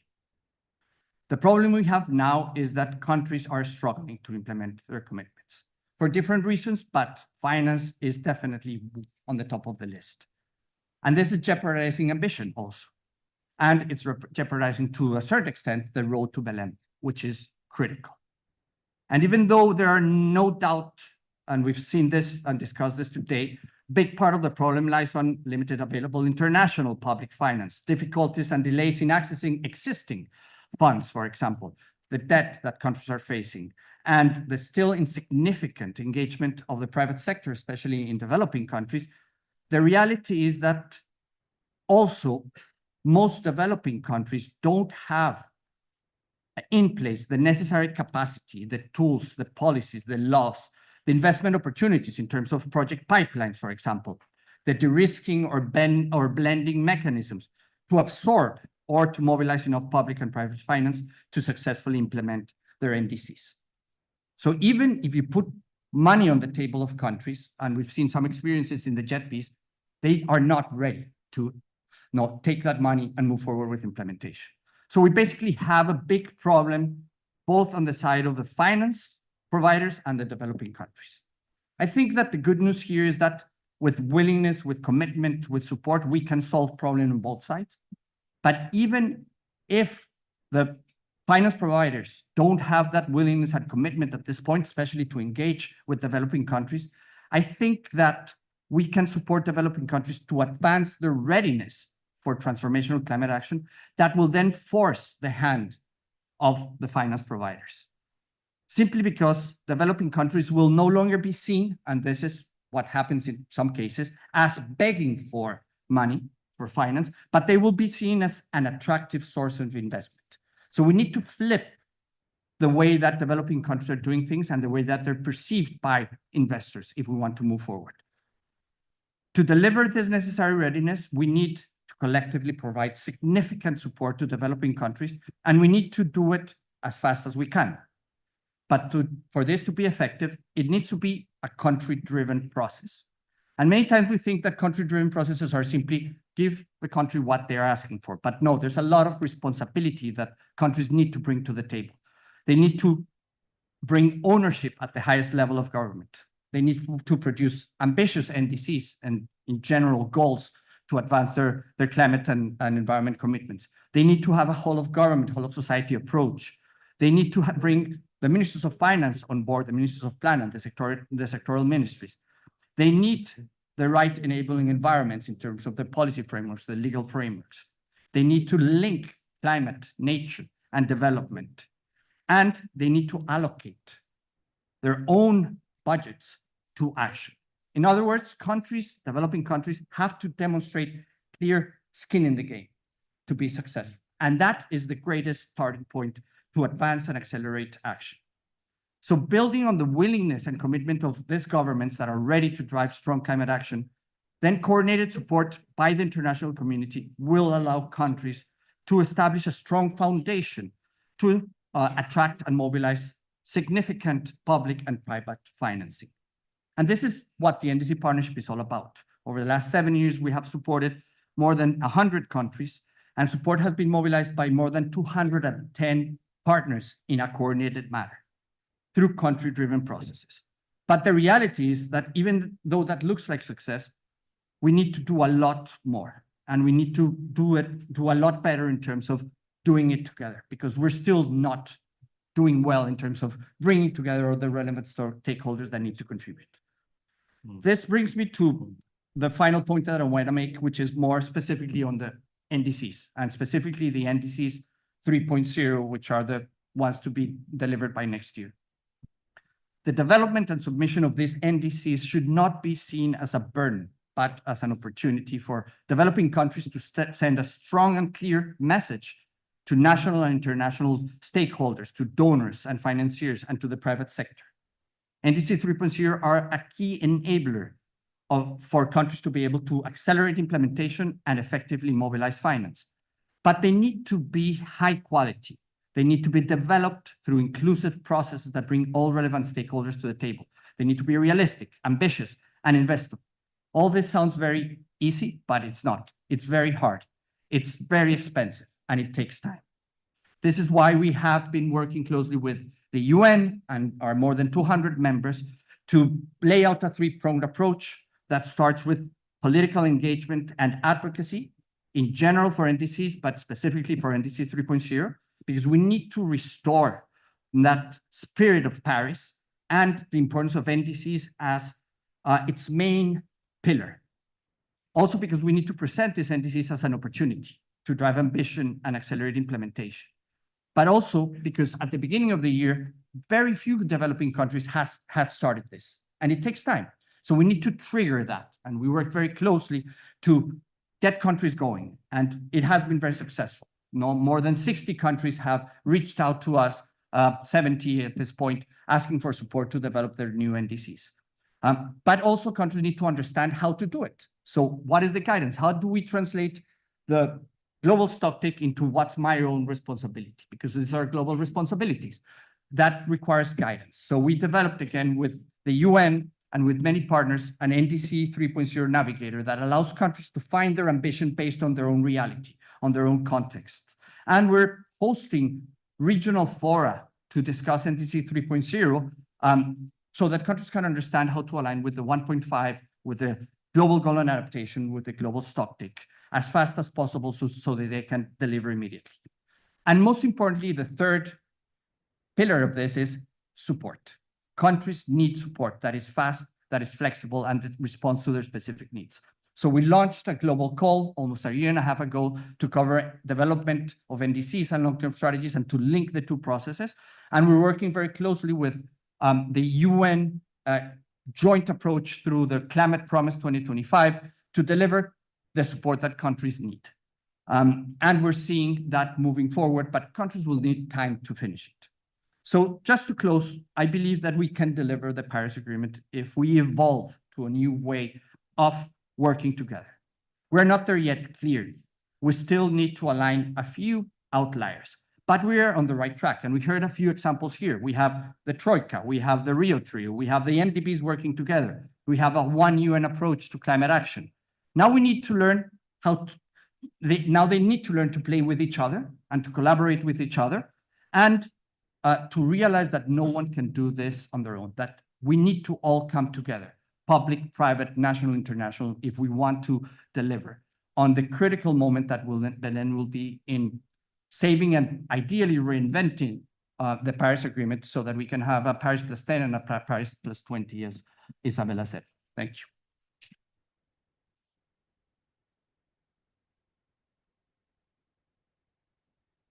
Well, thank you very much, Pablo. And you highlighted many points, but I think one of the key area you highlighted is the implementation part of it. So not only the design, but we need NDCs that are and will be implemented. And it leads me to the last speaker of the panel, Flavia Bellaguarda, the co-founder of La Clima. Welcome. To maybe address one of the elements that we've touched upon, but remains elusive in our discussion, which is the core role of the non-state actors in there to move the agenda forward. We know we need a systemic change in the system itself. And it's not only the part of the government, right? It has to bring together all the non-state stakeholders as well. So can you tell us a bit more about that side of the story? How are they moving or not? And what needs to be done? And just for you, you should stay with us because we will still have a couple of questions. I know I've been at Bismol at managing the time, but if the panelists agree to stay 15 more minutes, we will allow for a couple of questions. So please remain with us. Flavia. Thank you. So without civil society, we cannot go further. And I dare to say that Brazil has one of the most bustling civil societies on globe. And I have the opportunity to embrace with different civil societies all over. And there is something special there. And what we have been seeing in the last years is a bustling movement of a lot of organizations, ideas popping up every month throughout Brazil. And it's, when you look at in history, I think the last time we had the entire civil society together was at COP26, when we had the March for Climate, aiming for climate justice. And we went through 3 COPs that civil society wasn't allowed to bring their voice. And now we are going to Brazil. And we must open space, but not only to heard what they're saying, but to bring them as part of the decision-making process and having the diversity of voices inside that. In order to do that, they have to understand the rules and the mechanisms of UNFCCC agenda. And that's what La Clima has been doing so far. We have been translating the UNFCCC negotiations to civil society during COP, Bonn, and monthly. So having the resources and the tools on hand, they can be more strategic to understand how they should do it. And the best way, not just to being heard, but to collaborate. And that's what civil society wants most, to collaborate. And one of the examples, it's if you look at the litigation process, for example, we are the third country in the world with the highest number of climate litigation process. And that means something. That means that civil society wants to tell to the government and to the private sector that we must drive our ship, you know, to the regeneration path, to the climate path, and not to the oil path and other types of development of our economics. And saying that, and as Cecilia said, bridge in to go like to the outside to the inside. And we have seen the movement getting stronger, but also we are literally in the corner of the local elections in Brazil. In October 6th, we are going to have the local municipality elections.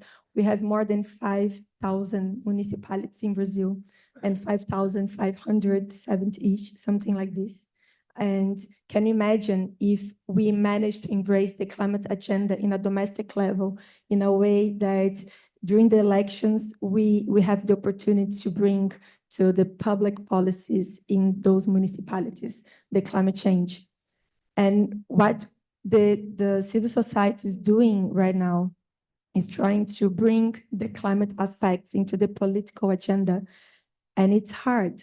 It's hard because people, they are not making that connection yet so far, that how climate it's like it's advancing the challenge they are facing already on daily basis, and how the vulnerables will be even more vulnerables, and the gap between poor and rich is going to increase even more, and the importance of this. So before COP30, we do have that huge moment in Brazil, and I do hope in 2-3 weeks from now, we have a different picture of how the climate agenda in a domestic level is being delivered, and also how beyond that, we are creating space to bring the voices to be able to get into the COP process. And of course, we're going to talk about forest. Of course, we are in the Amazon, but the biome, it's not going to rise for itself. We need the other biomes in order to protect even the Amazon. Everything's interconnected. So it's just like a tension point here that we must bring in a holistic approach how we are delivering the Amazon aspect of it. We do need, of course, the protection of the other biomes and the voices who are in the front line protecting not only the Amazon forest, but so many other biomes they are in threat right now. And as civil society, no one's behind. But of course, we do need the government, we do need the private sector. And I can see in Brazil that there is a movement that is opening up those doors. Everyone is willing to collaborate. Everyone is willing to listen to one another. And it's, as Isabella said, is thinking outside the box. We must be bold, we must be brave, we must be ambitious. And we do have the opportunity at COP30 to have like the human-based approach COP. And it's not only on the agenda and what will be delivered during the negotiations, but it's what we are doing before that to bridge in all the layers of civil society to be part of the process. But more important than that is beyond COP30, because what I've been listening, it's just like move forward COP30. It's important, but after that, what should we do and how should we embrace all those movements that we're engaging right now? I don't want to see like after COP30, people forgetting about it or think, okay, it doesn't matter anymore. So the problem is too big. What should I do? We have been seeing these elements already popping up in society, and not only as civil society, but the key actors as well. So we must take that in mind in order to have already a strategic goals and how to keep engaging those who we are engaging right now to keep moving forward with the agenda. We all know here that things are going to get much, much worse, but it doesn't mean we need to give up hope. It doesn't mean we need just to try to do the basics, to get to COP30. We must go deeper. And as La Clima, and of course, so many other organizations in civil society in Brazil, we are creating that path to make the COP30 just another important strategic step to layer down the agenda, as you just said, about how difficult it is to implement NDC, for example, and how can we drive these into the layers of the municipalities and helping those local municipalities to access funds. There's so many challenges, but we already know the way for so many ways to solve it. So it's not that difficult if you truly connected and listen to one another to move forward with the agenda and have the human rights COP, 30 and beyond that to be the example that everyone is expecting Brazil to be, to turn as a climate leadership and not the other way around.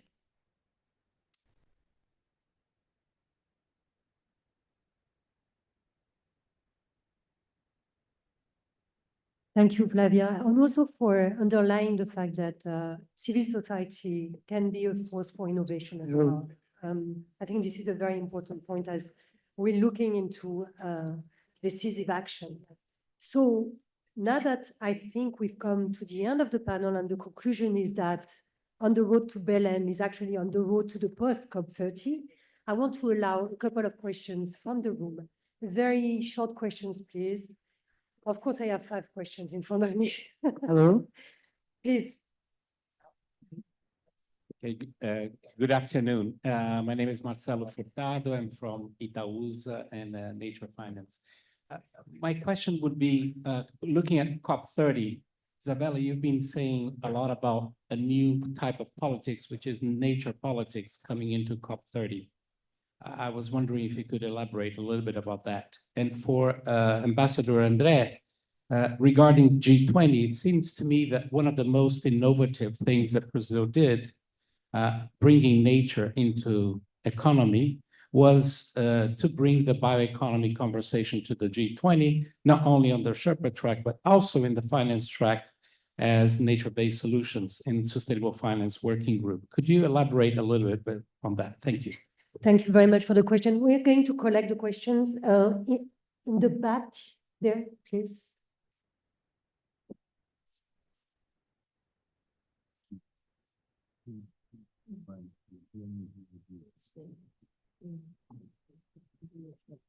Hi, I am Ayesha from Indonesia and youth scholar of the Asia Pacific Regional Convening ahead of Summit of the Future, facilitated by Asia Pacific Resource and Research Center for Women.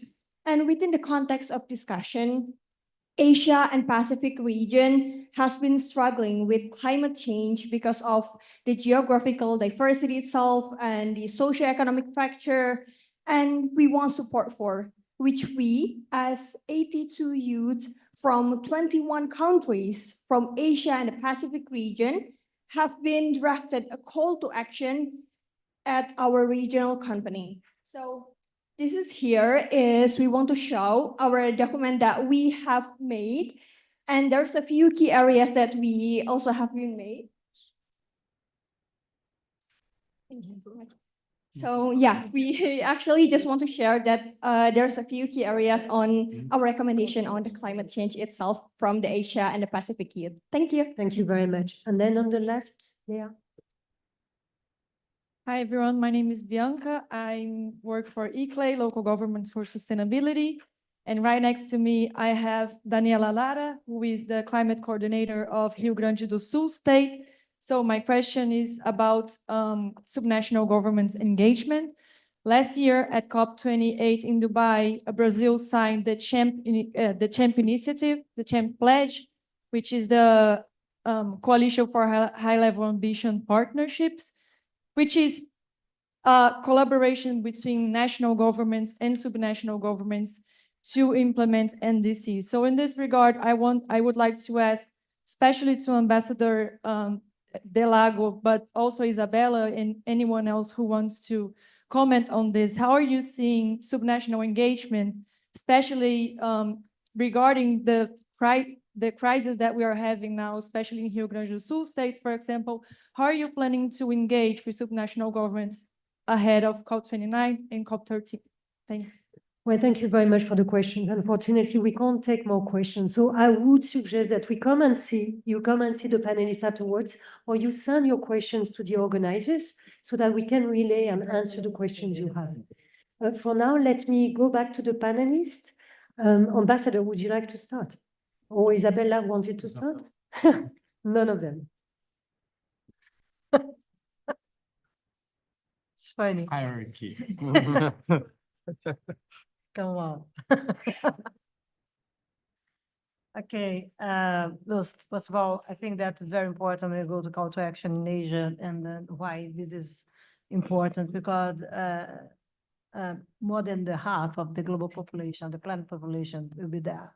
Okay, and we need to understand the importance of non-Western world. Okay, people don't like to discuss this because, but it's true. And it's impressive now how the societies, they are changing, they are moving, and how absolutely we need, if we want to discuss a planetary dimension, we need to know more about the non-Western world, what's happening there. Of course, that have diversity of issues. I don't have time to address this here, but thank you very much to bring this call to action in Asian societies. It's different to the civil society engagement there, okay? And this is something very important to be observed. Second, let's see, I'll try to address your question, Marcelo, coming to climate politics in Asian politics. We need different perspective when we go with this. I'm not discussing here climate policies and nature policies. I'm discussing the political perspectives to address these issues in this century together. Nature it goes beyond biodiversity, it's not only biodiversity. Nature comes with natural resources and also materials that the global economy is fully dependent on if we want to address climate solutions. So it's not only the impact on nature, but also how we should value nature, the natural capital, to understand that we need to move not only consider carbon markets, but to understand the natural capital and how it can use this. This is very important, not only for the biodiverse countries or mega biodiversity alliance, but also how fully dependent we are on nature today. Because closer to this, you can understand better the role of water scarcity or water price into the climate change price and also nature price. A second point related to this is how we go into climate change perspectives. It's important to address biodiversity and also nature when it comes to politics or land use agenda. And land use agenda used to be an agenda for the developing countries, meaning for Brazil and for consumer agriculture, because in the core of the energy crisis, or sorry, the climate crisis have energy. And this is fossil fuels. And you go to this transitional way perspective is very good, but I'm not sure if you have all the political conditions to manage this agenda after the decision last COP. And this is how we're struggling behind the scenes. This means climate politics. I'm sorry, but this is climate politics. It's not negotiations, okay? And this comes together with geopolitical interests. And why? Because we're fully dependent on energy security on fossil fuels. This is a country, impressive country that you know, that have the really important outcomes on mitigation based on the replacement of coal to shale gas and shale oil. This is fossil fuel. Okay, this is not the transition way that you want, and it's not the transformation that we need. Okay, and it's the same when we go to the other part of the world, the full dependence of India and other important countries of fossil fuels when we go into energy security. And back, when you go to discuss climate and Asian politics in a country in Brazil, a land use agenda, we need to move the piece beyond deforestation. Deforestation is something that it's a moral and a legal issue for our society. We need to tackle deforestation. This is it's crime, it's environmental crime. It's a crazy situation, I agree, because unfortunately, our society agreed to have this back. Okay, because I have during my term, had the lowest rates of deforestation in history. And we achieved 8% of the reduction of deforestation is the most important contribution to a global mitigation. So how my society agree to set back this? This is important thing. This is climate and nature politics. It comes together with the denialists, it comes together with the populism, okay, and have different political movements around our society, meaning the Western world, how democracy is in check, or in checkmate. And we need to understand the balance between the powers, political powers like the government and the National Congress, the parliaments that represent so well our society, or not. This is climate and nature politics. When you go into the new generation to discuss this, in my opinion, we cannot go to discuss only tragedies because they have the role. Okay, and we need to understand how we can bring the guys not into the decision-making process, because this means responsibilities that were not framed very well, legally framed well. But this means political engagement. This is climate and nature politics. So what I'm trying to say here is that we need this umbrella that brings people together, meaning democracies, okay, to be part of the debate, be part of the solution, be committed. Consider that we have a short-term and long-term perspective. When you go in short-term perspective, we need to understand the trade-offs. And how we manage trade-offs? Probably for developing countries, you can use this for transition, energy transition, for example, considering fossil fuels, to increase our social net protection service.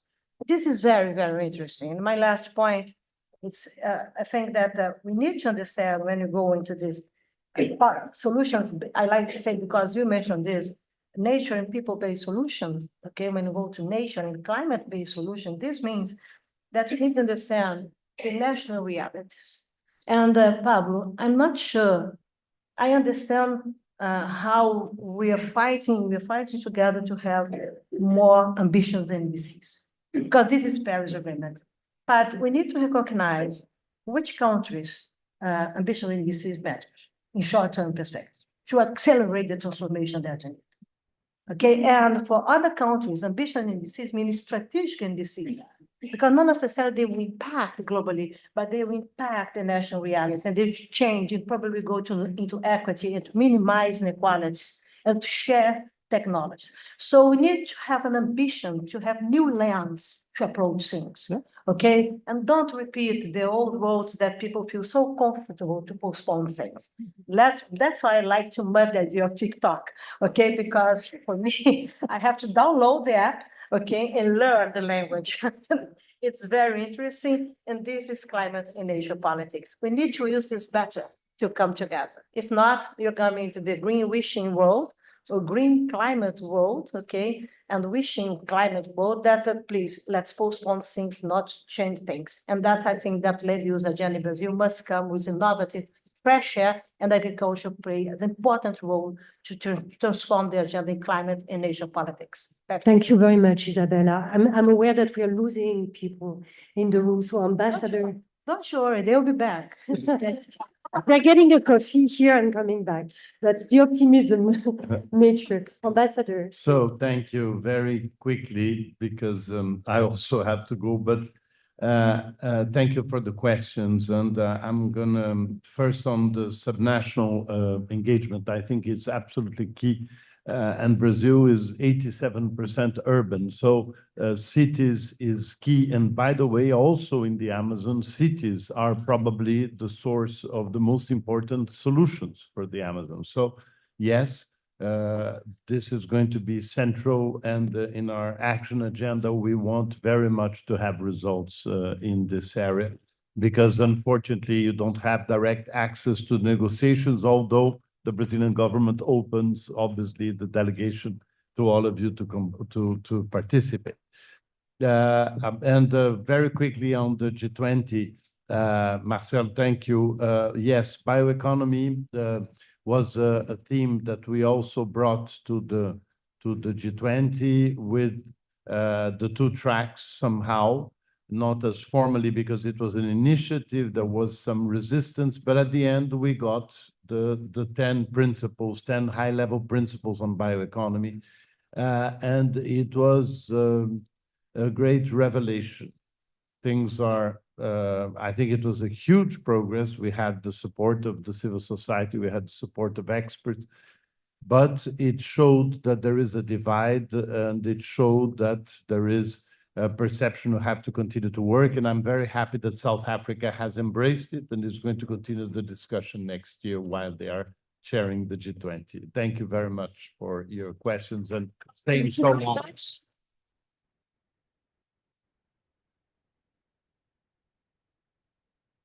Thank you to all the panelists and the participants. And now let me hand over to Caroline Medeiros, Director of Public Policy and Engagement at La Clima and co-founder of Amazonian Network for Climate, for the final remarks. Thank you very much.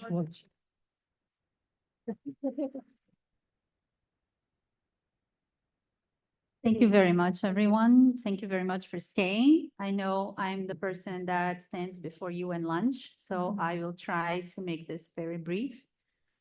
We heard today about urgency. We heard today about NDC's opportunities for for developing countries to show up in strength around their NDCs. We heard we need to close the gap from the hundreds of billions that under the UNFCCC we are capable of fostering to the trillions that we need. But we also heard about the positive outcomes from COPs, and in this age of multi-crisis, we learned about the need to strengthen multilateralism. We heard that COP30 is the moment of truth for NDCs, and that we have a global responsibility to push forward global agenda and to explore the full potential of COPs in support to support people. And to support this, we need to foster the instruments that will deliver this climate action, such as the 4 priorities that were aligned here, that were listed here, like Loss and Damage Fund. And in this, we had a good news where the Loss and Damage Fund is now able to accept their pledges. We learn about the new collective quantifiable goal in the adaptation. We learn about the need to deliver NAPs and to secure GGA. And we learn also about the pledge to at least match 50% of mitigation funds to adaptation. We learn about carbon markets and the need for stronger NDCs, transitioning away from fossil fuels and deforestation. And here we had a good news around this initiative of 70+ countries to address deforestation, restoration, and conservation. We need to look at food systems and transitioning from them. All of these instruments need to be tied to climate justice and democratic participation with equity, human rights, and to see the Troika presidency succeed. For this, we need to address the elephant in the room. We also heard that, which is climate politics and green protectionism. All agenda items from adaptation, but especially response measures and just transition, are informed by climate politics, and we need to address it directly. For this, we need civil society voices, not just to listen to what has been said, but to include them in the negotiation process and into climate politic process. With this, I would like, in the name of La Clima and in the name of SEBRI, we would like to thank NYU Law and the Environmental Law Society for providing the venue for this event and partnering with us. We would like to thank all of the panelists and all of the guests for staying this long and for coming here on a Sunday. And this event's officially closed. Thank you so much.